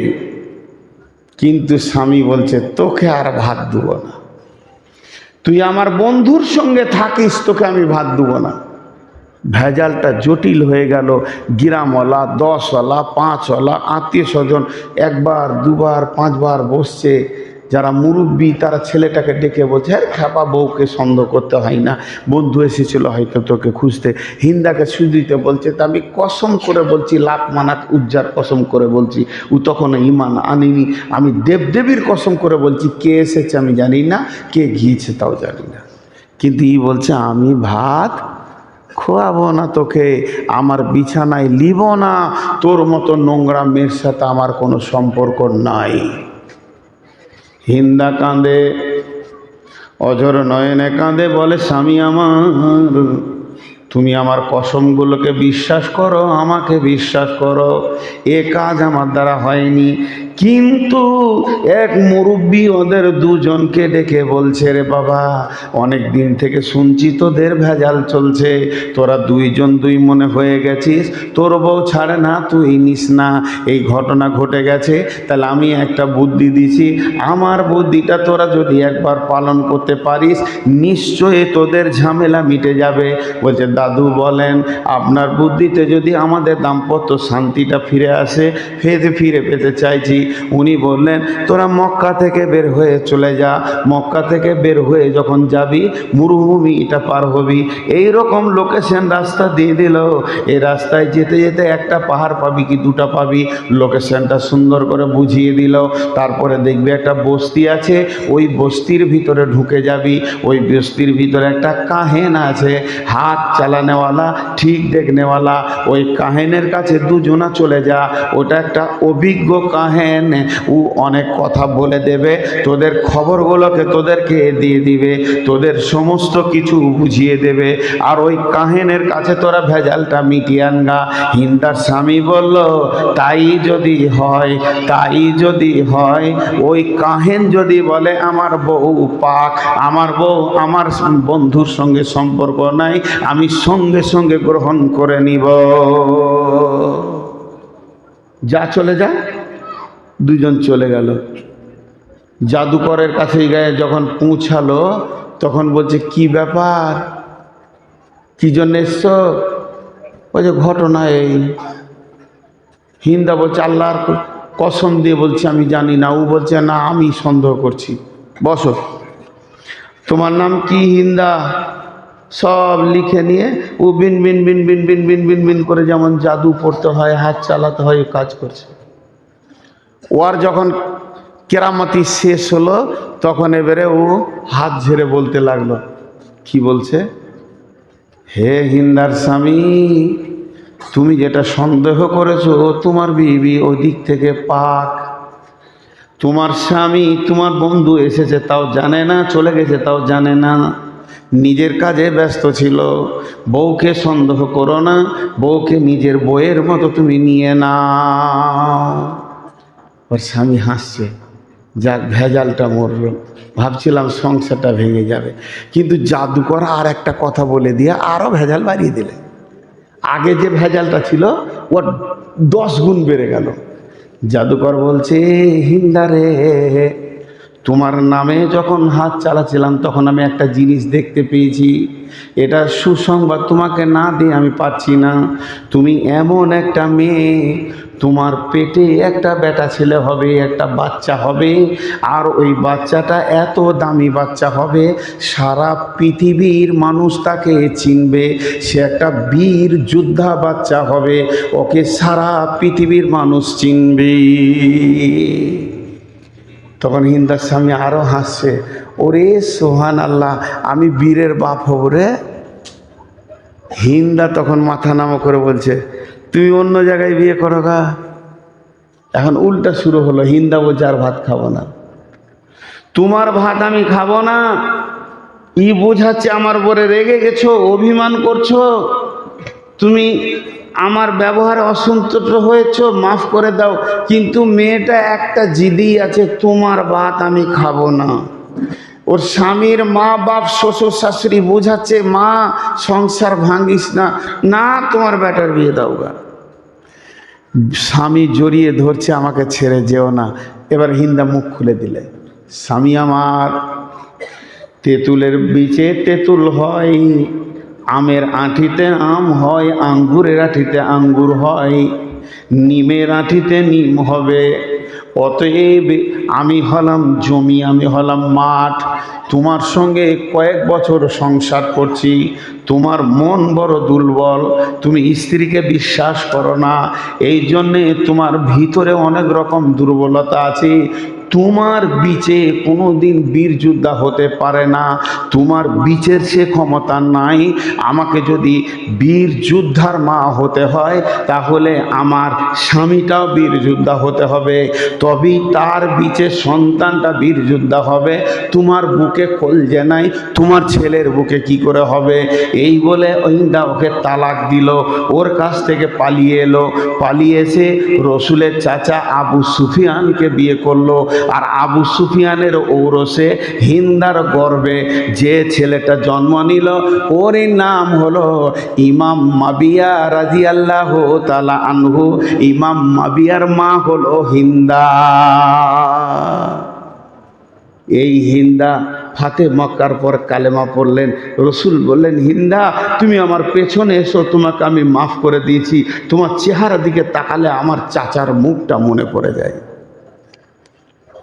হেদায়েত পেয়ে গেল হিন্দা, আবু তালিব পেল না।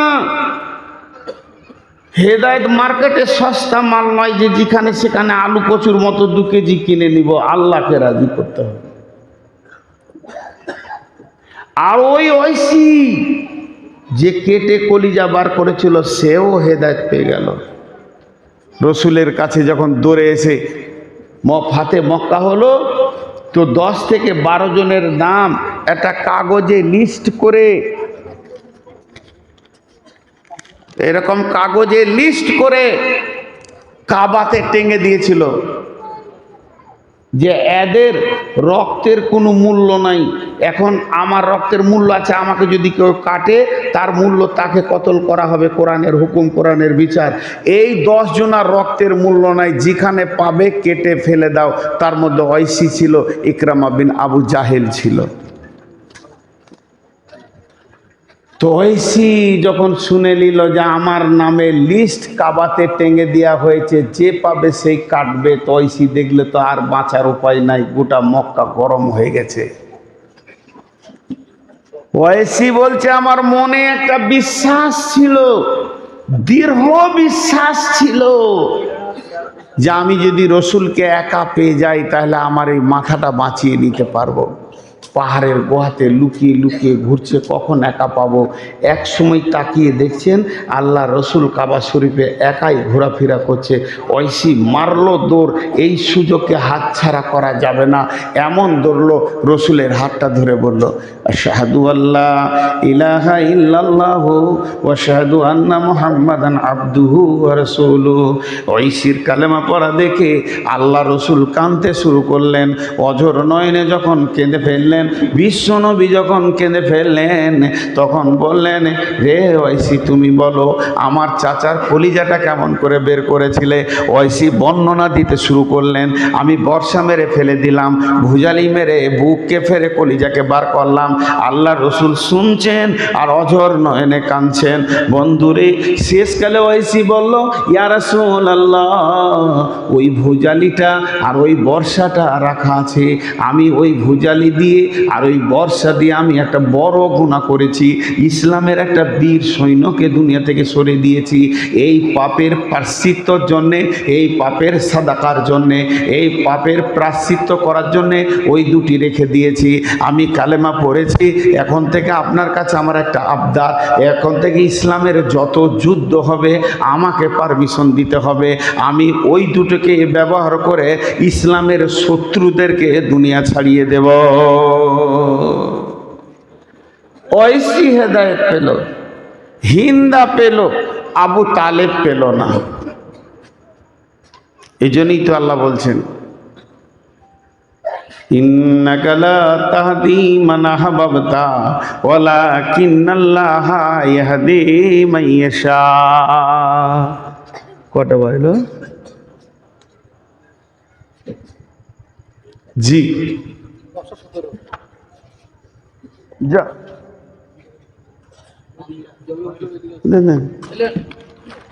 জবার হাত বাড়িয়েছি, খালি নতুন বার করছে। একটু করে কেটে দিচ্ছে, দুটো করে খেঁচে ফেলে দিচ্ছে, হবে শেষ করতে হবে। কতগুলো পানি এনেছেন জি, গোসল করা হবে এটা তার। এবার আমি আপনাদের সামনে যে আয়াত পড়েছি, আমার হাতের দিকে তাকাবেন সবাই। বিসমিল্লাহির রহমানির রহিম।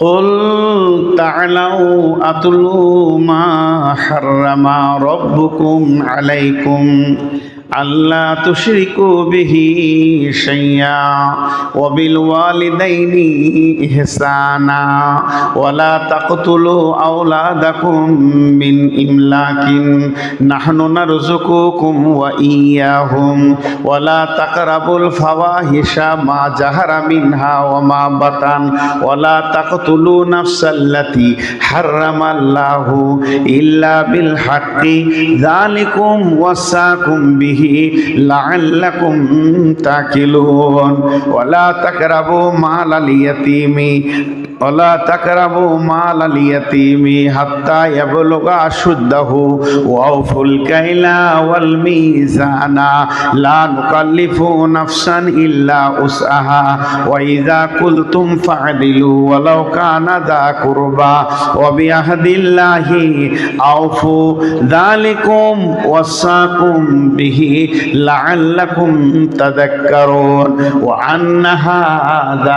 وأن هذا صراطي مستقيما فاتبعوه ولا تتبعوا سبلا فتفرق بكم عن سبيلي ذلكم وصاكم به لعلكم تتقون। জি, খুব মন দিয়ে শুনবেন আয়াতগুলো। আমি আপনাদের গাঁ থেকে বেরিয়ে যাচ্ছি, এখন রাত 11টা 12টা 1টা। কমিটির ছেলেদেরকে বলছি আমি বাড়ি যাব। কোন দিকে যাবেন? বহরমপুর হয়ে যাব,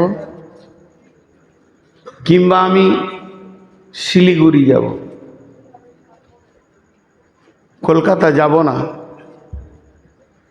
তখন ছেলেগুলো আমাকে বলছে গাড়ি নিয়ে যাচ্ছেন। এখন তো লাইভ লোকেশন উঠে গেছে, ধরেন ওগুলো নাই। ছেলেগুলো বলছে আপনি শিলিগুড়ি যাবেন, আপনার বহরমপুর পড়বে, তারপরে মোরগ্রাম পড়বে, উমরপুর পড়বে, ধুলিয়ান পড়বে রাস্তায়, তাহলে জানবেন যে আপনার রাস্তা ঠিক আছে। যদি এগুলোর পরিবর্তে দেখেন যে আপনার এখানে রেজিনগর, পলাশী, বেতুয়া ডৌরি, কৃষ্ণনগর এসেছে, জানবেন আপনার রাস্তা ভুল আছে। আল্লাহ তাবারাক ওয়া তাআলা বলছেন, আমরা জান্নাতের যাত্রী। এখানে যতগুলো নারী পুরুষ শিশু বান শুনছি, সকলের উদ্দেশ্য আমরা জান্নাতে যাব। এই কোরআন শরীফটা এমন একটা কোরআন শরীফ, বেলডাঙ্গাকে ফাটিয়ে দিয়ে একটা হাই রোড কলকাতা শিলিগুড়ি ধরছে, বর্ধমানের মধ্য আসানসোল দিয়ে একটা দিল্লি কলকাতা ধরছে, খড়গপুর দিয়ে মেদিনীপুর দিয়ে একটা দিল্লি মুম্বাই ধরছে, আবার শিলিগুড়ি কিষানগঞ্জ আপনার পূর্ণিয়াকে ফাটিয়ে দিয়ে একটা পাটনা শিলিগুড়ি ধরছে। ভারতবর্ষে অনেকগুলো হাই রোড ধরছে, তেমনি এই কোরআনের ভিতরে একটা হাই রোড আছে। ওই রোডটা যে পেয়ে যাবে সে হেদায়েত পেয়ে গেল। সেই রোডটার নামই হচ্ছে হেদায়েত। এই কোরআনের ভিতরে একটা রাস্তা এমন আছে, ওই রাস্তায় যে একবার উঠে যাবে তার গাড়ি জান্নাতের গেটে যে পৌঁছে যাবে, তার আর কোনো চিন্তা থাকবে না। আল্লাহ তাবারাক ওয়া তাআলা সূরা বাকারায় বলছেন, আল্লাহু ওয়ালিউল লাযিনা আমানু ইখরিজুহুম মিনান নূরি মিনাজ জুলুমাতি ইলান নূর ওয়াল্লাযিনা কাফারু আউলিয়াউহুমুত তাগুতু ইখরিজুনাহুম মিনান নূরি ইলাজ জুলুমাত উলাইকা আসহাবুন নারি হুম ফিহা খালিদুন।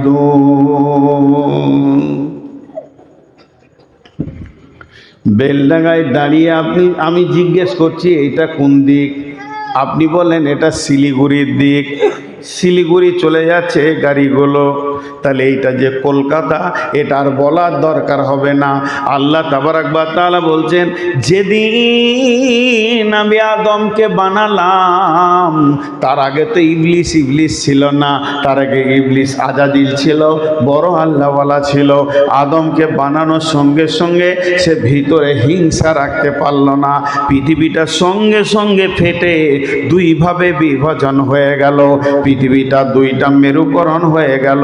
আদম একদিকে গেল, ইবলিস একদিকে গেল, মুসা একদিকে গেল, ফেরাউন একদিকে গেল, নমরুদ একদিকে গেল, ইব্রাহিম একদিকে গেল, নবী মুহাম্মদ সাল্লাল্লাহু আলাইহি ওয়াসাল্লাম একদিকে গেছে, আর একদিকে আবু জাহেল আর উমাইয়া চলে গেছে, আর একদিকে এখন আমরা রয়েছি, আমাদের অপোজিটে রয়েছে মোদি।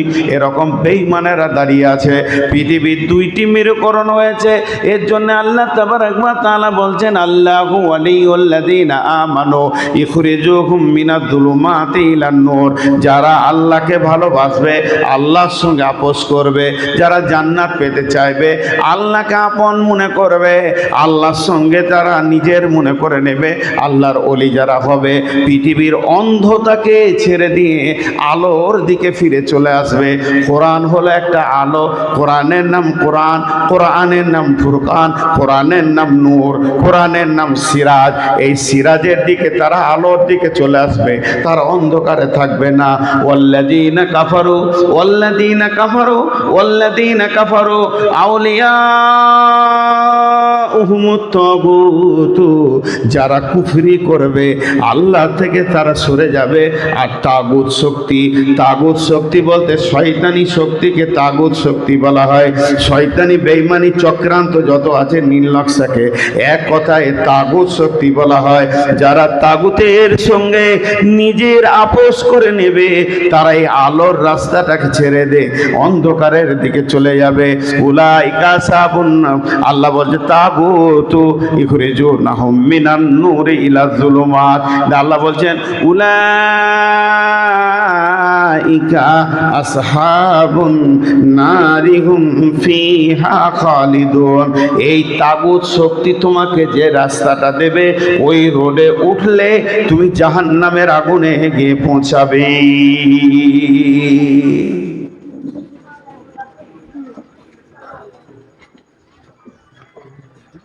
জাহান্নামের আগুনে পৌঁছাবে। জি ভাই, আপনারা উঠাউঠি করিয়েন না, বসেন, খুব স্বল্প সময়ে ছেড়ে দেব। আমার কষ্ট হলেও আমি 2 ঘন্টা চালাবো ইনশাআল্লাহ। একটা ভুল হয়ে গেছে, বুঝছেন মৌলানা, একটা ভুল হয়ে গেছে। মানে ও যখন চলে গেল, ওটা তো আমাকে ঘরে যে জানাতেন, আমার জামাই মাদানি ফার্স্ট ক্লাস বয়ান করে, 8 ঘন্টা দিয়ে দিলে এই যে শুয়ে আছে, তো জিনিসটা একটা বোঝার চেষ্টা করি। তো প্রকৃত হেদায়েতে আমি আছি কি না আমি তো একবার চেক করব। আপনাদের যে রাস্তাটাই আমি আসছিলাম বেলডাঙ্গা থেকে, ওহ, এর থেকে জান্নাতের রাস্তা মনে হয় আরো আসান। এদিকে একবার খুঁজেই পেয়েছি না। কিছু দূর আসছি আর জিজ্ঞেস করছি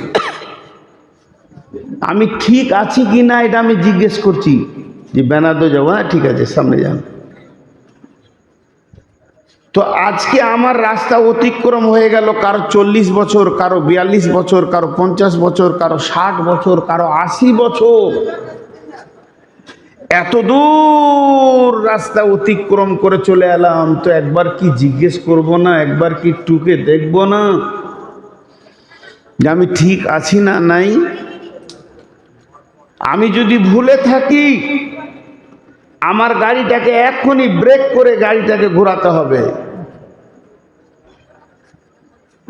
ঠিক, গাড়িটাকে ঘোরাতে হবে। ধরেন একটা উদাহরণ দিই, আল্লাহর সঙ্গে কথা চলছে। আল্লাহ বলছে, বান্দা ঠিক আছিস? আল্লাহ তো সবই জানেন, এটা উদাহরণ দিচ্ছি। বলে আমি ঠিক আছি। তুই কি করিস? বলে আমি সকালে উঠি, ফজরের নামাজ পড়ি, তেলাওয়াত করি, জিকির করি, তারপরে রুজির জন্যে আমি বেরিয়ে যাই, পরিশ্রম করি, হালাল উপার্জন করি, হারাম খাই না। জোহর হয়ে যায়, আমি জোহরের নামাজ পড়ি, আসর পড়ি, আবার মাগরিবে নামাজ পড়ি। এই করে করে আমার জিন্দেগিটা ঘুরতে রয়েছে।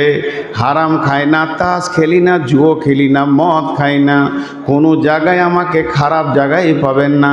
আল্লাহ বলছে, বান্দারে তোর রাস্তা ঠিক আছে, চলতে থাকো, চলতে থাকো, চলতে থাকো, গন্তব্য তুমি পেয়ে যাবে। একজন বলছে, আল্লাহ ফজরের নামাজ তো পড়ি না, সকালে উঠে এক বোতল না খেলে আমার চলে না, তারপরে তাসের বোতল ঢালটা নিয়ে বসি, 3 ঘন্টা সমানে তাস খেলি, এবার আমার ব্যবসা বাণিজ্য নাই, সুদের হিসাবটা করে নি, মার্কেটে সুদের টাকাটাই বেরিয়ে যায়, 5 ওয়াক্তের নামাজ পড়ি না, আমি আমার মতো করে থাকি। আল্লাহ ওকে বলছে, বান্দা তুমি ভুল পথে চলে গেছো, গাড়িটাকে ব্রেক করো। ব্রেক করো মানে এখনো তওবার টাইম আছে, তওবার টাইম তোমার চলে যায়নি। তওবা করে তুমি রাস্তাটাকে চেঞ্জ করে লাও। কত সুন্দর কথা, কত সুন্দর কথা। আল্লাহ তাবারাক ওয়া তাআলা বলছেন, কুল তাআলাউ আতলু মা হাররামা রাব্বুকুম আলাইকুম। নবী হে, তুমি আমার গোলামদেরকে বলে দাও, আমার বান্দাদেরকে বলে দাও, আমার আয়াতগুলোকে তেলাওয়াত করে করে শুনিয়ে দাও, আমি আল্লাহ তাদের উপরে কি বলতে চাইছি বলে দাও। আলকুম তাআলাউ হাররামা রাব্বুকুম আলাইকুম। তুমি যদি জান্নাতে যেতে চাও তাহলে তোমাকে এই 10টা গুণে গুণান্বিত হতে হবে, তোমার ভিতরে 10খানা গুণ থাকতে হবে। তার মধ্যে নাম্বার 1, আল্লাহ তুশরিকু বিহি শাইয়া, জীবনে শিরকের মতো কাবিরা গুনাহটা করো না।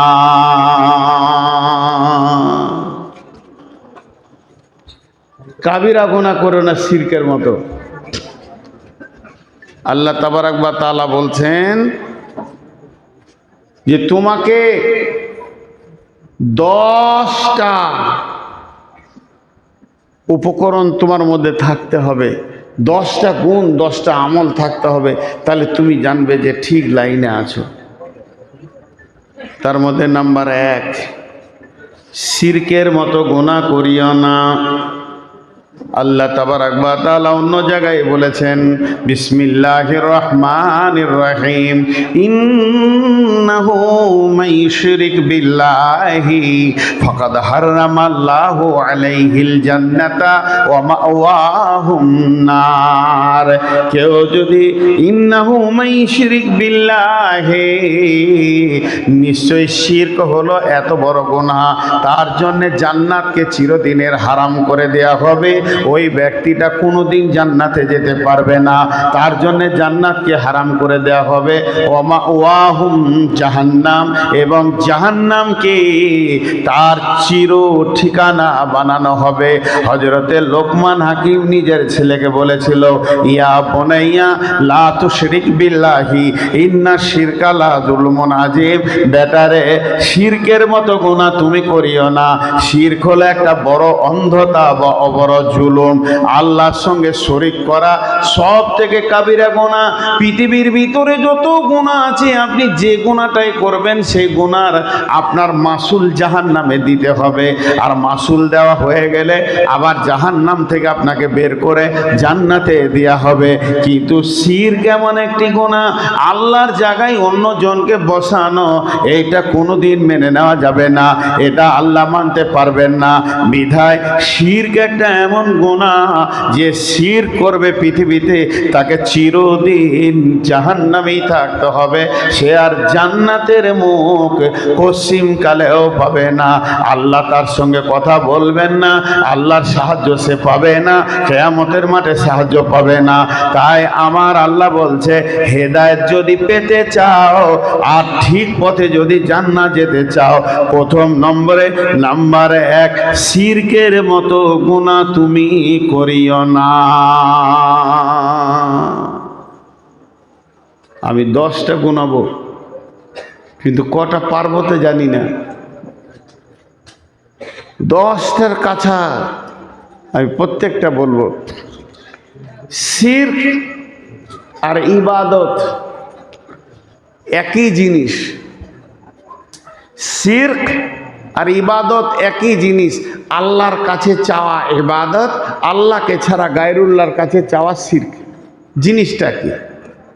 আমি যেটা আল্লাহর কাছে চাইছি সেটা আল্লাহ বাদ দিয়ে আর কারো কাছে চাইলাম, এটাই হলো শিরক। তো আজকে বিষয় শিরক নয়, এর জন্য হালকা বলে নিলাম। শিরক থেকে নিজেকে বাঁচাতে হবে। বাস, যা চাইবো আল্লাহর কাছে, ভয় করবো তো আল্লাহকে, ভরসা করবো তো আল্লাহর কাছে, তখন তো আল্লাহর উপরে। আল্লাহ নবী বলছেন, ওয়ান মুআয বিন জাবালিন রাদিয়াল্লাহু তাআলা আনহু قال قال رسول الله صلى الله عليه وسلم লা তুশরিক বিল্লাহি শাইআ ওয়া ইন কুতিলতা আও উহরিকতা। মুআয, হে মুআয শুনে নাও, এমন একটা সময় আসবে তোমাকে কেটে পিস করে দেয়া হবে কিংবা জ্বালিয়ে পুড়িয়ে দেওয়া হবে, তারপরেও যেন তুমি আল্লাহর সঙ্গে কাউকে শরীক করবে না। তুমি অন্তরও করবে না, প্রকাশ্যও করবে না। তুমি অন্তরের ভিতরে তো করবেই না, করবে না। তবে শুনে নাও, শিরক এত বড় গুনাহ, শিরক করে কেউ যদি দুনিয়া থেকে চলে যায়, বিনা তওবাতে যদি চলে যায়, ওই লোকটা কসিম কালেও জান্নাত পাবে না। নাম্বার 1 গেল। নাম্বার 2, পরপর 10টা শোনাবো বলেছি, ধ্যানের সঙ্গে শোনেন। ওয়াবিল ওয়ালিদাইনি ইহসানা, ওয়াবিল ওয়ালিদাইনি ইহসানা। নবী হে, আমার গোলামদেরকে শুনিয়ে দাও, তারা শিরকের পরে পরে যেন মা বাপকে, বৃদ্ধা মা বৃদ্ধ বাপকে যেন এহসানি করে, তাদের সঙ্গে যেন অপব্যবহার না করে, দুষ্ট দুরাচারামি না করে। মা আর আব্বা এমন একটা জিনিস, এমন একটা আল্লাহর দেওয়া নিয়ামত, মা বাপকে কষ্ট দিলে হবে না।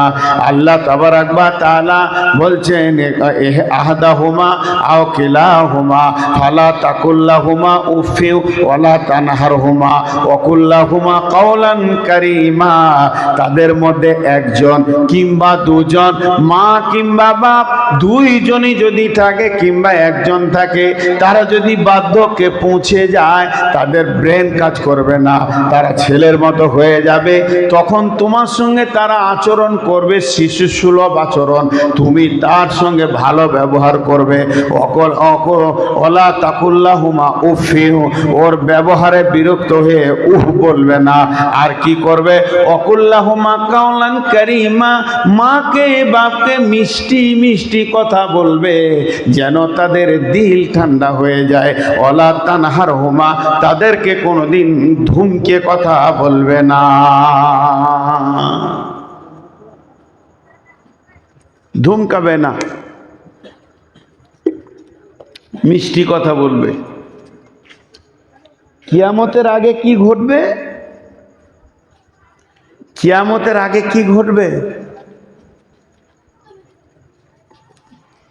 হযরত আবু হুরায়রা বর্ণনা করছেন, ইজা তুখিজাল ফাইয়ুদু বালান ওয়ালা মানাতু মাগনামান যাকাতু মাগরামান তুলিমা লিগাইরি দীনি আতার রাজুল উমরাতাহু আক্কা উম্মাহু আদনা সাদিকাহু আকসা আবাহু জাহারাতিল আসওয়াতু ফিল মাসাজিদি সাদাল কাবিলাতা ফাসিকুহুম।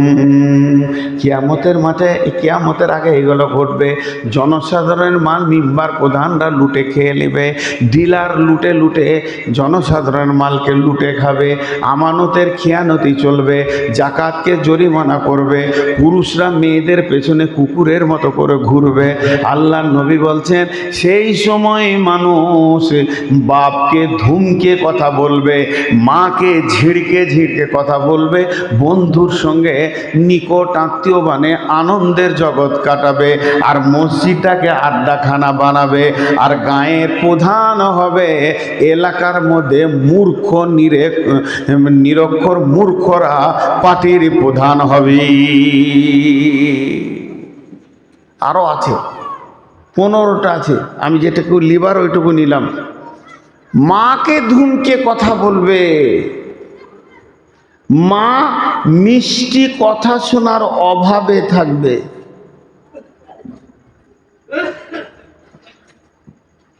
ভাই তোমাদের ভাড়া কত আছে? আমার মাসে একবার নিব, খুব ভালো আদায় করি, 1 সেকেন্ড বসে নাই, দরকার মাদ্রাসার জন্য, ঠিকই আছে, মন দিয়ে কাজ করছেন। আমি যেটা বলতে চাইছি যে মাকে ধুমকে কথা বলবে, বাপকে ধুমকে কথা বলবে, আবার বন্ধু হবে নিকট আত্মীয়। এমন একটা জামানা আসবে, হালাকে আল্লাহ নবী বলছেন, আল্লাহ নবী কি বলছেন? ওয়ান জাবেরিন রাদিয়াল্লাহু তাআলা আনহু قال قال رسول الله صلى الله عليه وسلم من سلك كنا فيه يسر الله حتفه يدخله جنته رفق بالزيف صفح الوالدين احسان المملوك। হযরত জাবের রাদিয়াল্লাহু আনহু বলছেন, পৃথিবীতে যদি কেউ 3টে আমল করে, আল্লাহ বলেছেন আল্লাহ তাকে 2খানা প্রাইজ দেবেন, 2টো উপহার দেবে, 2টো গিফট দেবে। প্রাইজ 2টো কত বড়? মত হবে আসানে, তার মত হবে আসানে। মত আসানে, মতের যদি ব্যাখ্যা করতে যায় অনেক লম্বা চড়া হয়ে যাবে, পিঁপড়ে কাটার মতো কষ্ট হবে, গিলাস থেকে পানি পড়ার মতো কষ্ট হবে, বাচ্চা ছেলে মায়ের দুধের মোটা ধরে ঘুমিয়ে যায় এরকম হয়ে যাবে। এটা হলো আসান মত।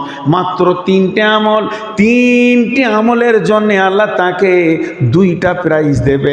প্রথম নম্বরে আসানে মত হবে, 2 নম্বরে তাকে জান্নাতে ঢুকাবে, আল্লাহ তাকে জান্নাতকে উপহার করে দেবে।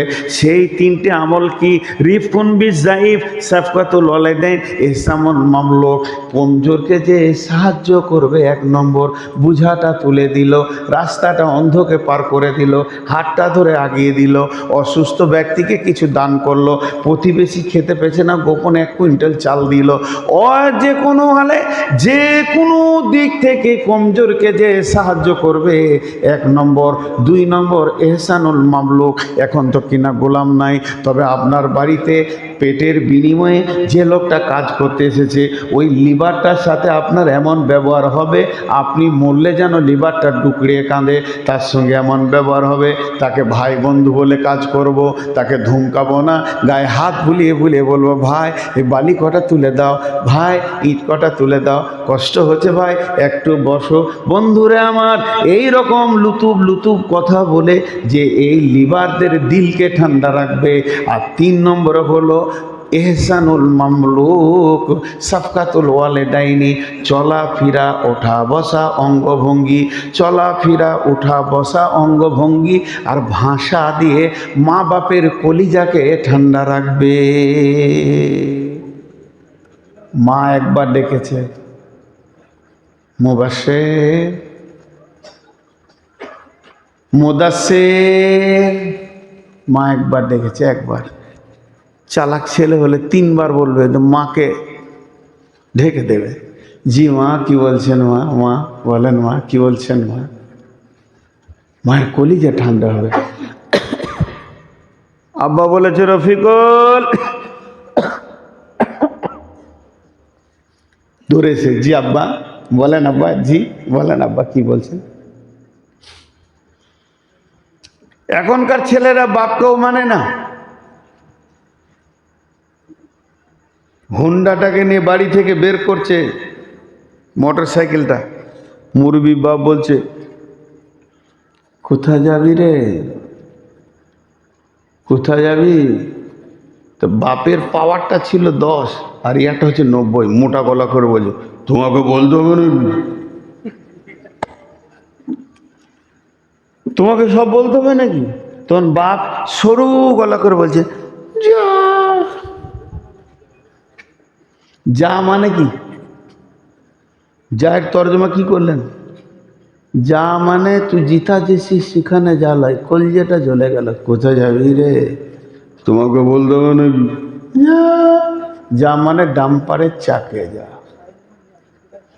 তোর মতো ছেলে আর দরকার নাই। মিষ্টি ভাষা অঙ্গভঙ্গি। জি মা, কি বলছেন মা? এইটা করতে হবে। আল্লাহ বলছেন, প্রথম নম্বর হলো শিরক করিও না, 2 নম্বর হলো মা বাপের সঙ্গে ভালো ব্যবহার করো, 3 নম্বর হলো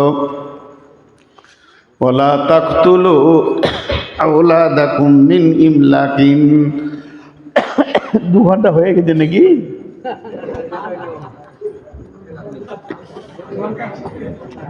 বুড়া মানুষ তো হুঁশ নাই। বাপ রাগিয়েন না আমার কথায়, আমার হুঁশ বুদ্ধি কম, একটু বেশি বলে ফেলি।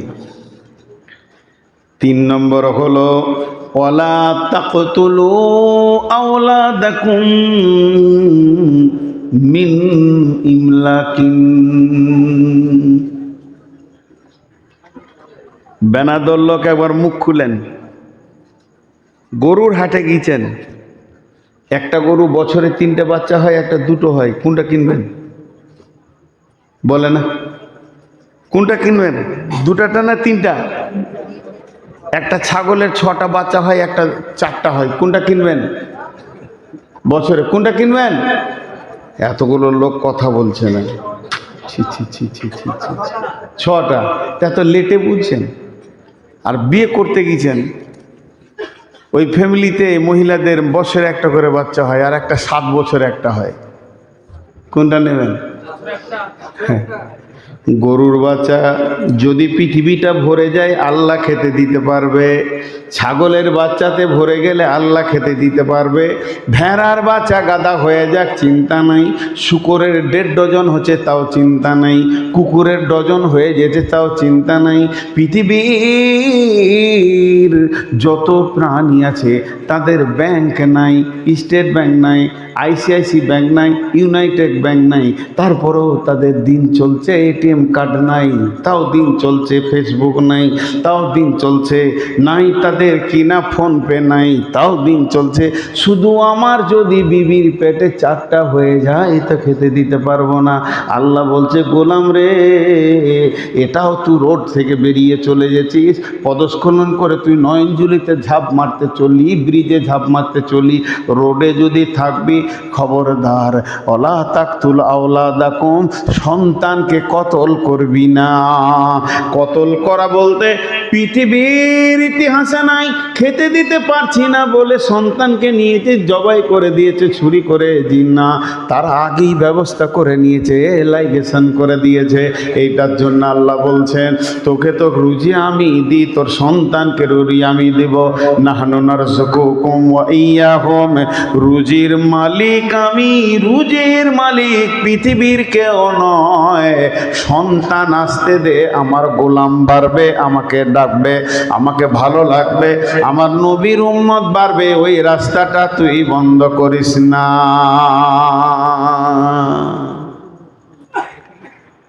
আপনাদের বেনাদো এলাকায় আছে লাইকেশন আছে? আহা আহা, এক নম্বর কঠিন কিয়ামতের দিনে যখন আমার জান্নাতের ফয়সালা হবে, আমি জান্নাতের গেটে পৌঁছে গেছি আর পেছন দিক থেকে একটা ফেরেশতা ধরবে, নূর মোহাম্মদ। আমি বলবো কোন ভেজালে পড়লাম, মাত্র ঢুকে গিয়েছিলাম, খালি চৌকাটার এপাশ ওপাশ টান মারতে মারতে বলবে তোর বিরুদ্ধে আল্লাহর আদালতে দরখাস্ত পড়ে গেছে, তুই আর জান্নাত যাবি না। গিয়ে দেখছি 5টা ছেলে দাঁড়িয়ে আছে, চিনতে পারছি না, চোখটা কচল থেকে, কে রে বাবা? খবরদার মুখ খুলবি না, তোর জন্যে আর তোর বিবির জন্যে আমরা দুনিয়া দেখতে পাইনি, আমরা আল্লাহর গোলাম, আমরা যেতে পেলাম না দুনিয়াতে। কুবুদ্ধি করে তোরা লাইগেশন করেছিলি, যে মেয়েটা লাইগেশন করবে ওই মেয়েটা, ওকে যদি ওর স্বামী পরামর্শ দেয় তো স্বামী, আর যদি গাঁওয়ালা পাড়াওয়ালা মা বাপ পরামর্শ দেয় সে, যে এনজিওতে করবে এনজিও কমিটি, যে ডাক্তার করবে সেই ডাক্তার, আর যতজন হেল্প করবে সবাই কিন্তু একসঙ্গে আসামি। খবরদার তোরা সন্তান কতল করবি না। নাহনু নারযুকুকুম ওয়া ইয়াহুম, আমি মার্ডার করলে তোদের মার্ডারের আসামি। এটা 1 নম্বর হলো আসামি। 2 নম্বর কেস, আল্লাহ তাবারাক ওয়া তাআলা বলবেন নারী পুরুষ, পুরুষ নারী, নারী পুরুষ, পুরুষ নারী, এই মিলন করে পৃথিবীতে বাচ্চা আসবে। এই সিস্টেমটা আমি তৈরি করেছি, আমার সিস্টেমে তুই বাধা দিতে গেছিস, একমাত্র অন্য কেউ দিল না। তোর কত ক্ষমতা, তুই নিজেকে কত শক্তিমান মনে করিস, আল্লাহর কুদরতি রাস্তাতে তোর হাত চলেছে। অতএব শুনেলে এটা 2 নম্বরে আসামি। আমি জানি না, আমি ফতোয়া দিতে পারবো না, তবে বড় আলেমের কাছ থেকে জেনে নেবেন যে মেয়েটি লাইগেশন করেছে ওই মেয়েটি জান্নাত যাবে কি না, জেনে নেবেন। ওদের তওবা আছে কি না জেনে নেবেন, ওদের তওবা আছে কি না জেনে নেবেন, আমি জানার জন্য বলেছি। তাহলে 3টে হয়ে গেল। নাম্বার 1, খবরদার শিরক করবি না। নাম্বার 2, মা বাপকে কষ্ট দিবি না, ভালো ব্যবহার করবি। নাম্বার 3, সন্তান কতল করবি না। নাম্বার 4, ওয়ালা তাকরাবুল ফাওয়াহিশা মা জাহারা মিনহা ওয়া মা বাতান, ওয়ালা তাকরাবুল ফাওয়াহিশা মা জাহারা মিনহা ওয়া মা বাতান, ওয়ালা তাকরাবুল ফাওয়াহিশা মা জাহারা মিনহা ওয়া মা বাতান। গোলাম রে, আমার আর 4 নম্বরটা শুনে লাও, যেখানে প্রকাশ্যে কিংবা গোপনে কাবিরা গোনা চলবে, যে জায়গাতে প্রকাশ্যে কিংবা গোপনে কাবিরা গোনা চলবে, যে জায়গাতে প্রকাশ্যে কিংবা গোপনে কাবিরা গোনা চলবে, আমি যেন তোমাকে ওই জায়গাতে দেখতে না পাই। যেখানে তাস চলবে ওই জায়গাতে তোমাকে যেন দেখতে না পাই। যেখানে লুডু চলবে, দাবা চলবে, জুয়ো চলবে, মদ চলবে, গাঁজা চলবে, রান্ডিগিরি চলবে, লুচ্চাগিরি চলবে, সুদের বিজনেস চলবে, ওই জায়গায় ওই মাটিতে গোলাম রে, তুই যদি জান্নাত যেতে চাস, জান্নাতের রাস্তাটা নিতে চাস, হেদায়েত নিতে চাস, আমি যেন তোকে ওই জায়গাতে দেখতে না পাই। ঠিক আছে, ওই জায়গায় আমি যেন তোকে দেখতে না পাই। অনেকে বলে আমরা খেলি না এমনি। এই যে আমাদের আপনারা চিনবেন এই পাথর চাবড়ি প্রচুর ভিড় হয়, মুশরিকরা যায়, তারা তাদের কার্যকলাপ করে আল্লাহকে জবাব দিবে, আল্লাহ যেন হেদায়েত দান করে। কিন্তু কিছু আইলা হাদিসও যায়, বহুত আইলা হাদিস যায় ভিড় লাগাতে। ওদেরকে যদি বলা হয় তোমরা কেন গেছিল, ওই দেখতে গেছিলাম, না না যাওয়া যাবে না, ওই মাটিতে পা দেওয়া যাবে না। আল্লাহ বলছেন ওয়ালা তাকরাবুল ফাওয়াহিশা মা জাহারা মিনহা ওয়া মা বাতান, প্রকাশ্যে কিংবা গোপনে যে জায়গায় কাবিরা গোনা চলবে, গোলাম রে তোকে যেন ওই জায়গাতে না পায়। ভালো ছেলে 5 ওয়াক্তের নামাজ পড়ে, ভালো ছেলে 5 ওয়াক্তের নামাজ পড়ে, ওকে দেখছে যেখানে তাস খেলা চলছে ওর পাশে বসে আছে, খালি এমনি করছে। মাগরিবের পর ইমাম সাহেব ধরেছে, শফিকুল তুমি কেন ওখানে বসেছিলে বিকালে? খেলিনি। কি বলছে? খেলিনি। ও ভাবছে জায়েজ হয়ে গেল, ওই মাটিটাই ওই জায়গাটাই হারা। খালি মুখটা খুলে দেয় যদি একবার, বা দিলে দিলে যদি বলে দেয় এই দানটা হয়ে যেত, তো হয়ে গেল। তো তোমার অত রিস্ক নেওয়ার কি দরকার আছে, ওর কাছেই যাবে না। এটা 4 নম্বর। আমি হেদায়েতের লোকেশন দিচ্ছি, যারা জান্নাতে যাবে তাদের মধ্যে কি চরিত্র থাকবে। প্রথমে শিরক থাকবে না, 2 নম্বর তাদের দ্বারা মা বাপ কষ্ট পাবে না, 3 নম্বর তারা লাইগেশন করে ছেলে বন্ধ করবে না, 4 নম্বরে তারা ওই যেখানে কাবিরা গুনাহ চলবে ওই কাছে যাবে না। শুনেলেন, যেখানে নোংরাগিরি চলবে ওই জায়গায় যাবে না। 5 নম্বরে আল্লাহ বলছেন ওয়ালা তাকতুলু নাফসাল্লাতী হারামাল্লাহু ইল্লা বিল হাক্কি যালিকুম ওয়াসাকুম বিহি লাআল্লাকুম তাকিলুন। একটা আয়াত শেষ হয়ে গেল, যালিকুম ওয়াসাকুম বিহি লাআল্লাকুম তাকিলুন। আল্লাহ তাবারাক ওয়া তাআলা বলছেন ওয়ালা তাকতুলু নাফসাল্লাতী হারামাল্লাহ, আল্লাহ তোমাদের জন্য হারাম করে দিয়েছে। নবী হ্যাঁ বলে দাও আমার গোলামদেরকে, কুল তাআলাউ আতলু মা হাররামা ওয়ালা তাকতুলু নাফসাল্লাতী হাররামাল্লাহ। আমার আল্লাহ সমস্ত মানুষের জন্য হারাম করে দিয়েছে, একটা মানুষ আর একটা মানুষকে কাটবে না, একটা মানুষ আর একটা মানুষকে কতল করবে না। মানুষ হয়ে মানুষ কতল করো না, যদি তুমি কতল করে দাও হাই রোড থেকে বেরিয়ে চলে যাবে রে, তোমার পদস্খলন ঘটে যাবে, তুমি হেদায়েত থেকে বঞ্চিত হয়ে যাবে। অতএব মানুষ কোনোদিন মানুষ কতল করবে না, ইল্লা বিল হাক্কি, ইল্লা বিল হাক্কি, ইল্লা বিল হাক্কি। তার মানে হকের সঙ্গে কতল করা যাবে, হকের সঙ্গে কতল করা যাবে, হকের সঙ্গে কতল করা যাবে। সেটা তাহলে কেমন? তাহলে 3 জন মানুষকে কতল করা যায় আছে, তবে একা একা করা যাবে না, এটা শাসন বিচার হয়ে হবে, এটা রাষ্ট্রীয়ভাবে হবে। আমাদের দেশে ওই শাসন নাই, রাষ্ট্রে নাই, সৌদিতে চলবে 3 জন কাকে 1 নম্বরে কতলের পরিবর্তে কতল। আমার বাপকে যদি কেউ মার্ডার করেছে ওর গর্দন চলে যাবে, এখনো সৌদি তারণ আছে। 2 নম্বরে হলো বিয়ে করার পর যদি জেনা ব্যভিচার করে তাকেও রজম করে দাও। 3 নম্বরে হলো যদি কোনো মুসলমান টাকার লোভে মুরতাদ হয়ে গেছে, অন্য জাতিতে চলে গেছে, ওকে যেখানেই পাবে কেটে ফেলে দাও।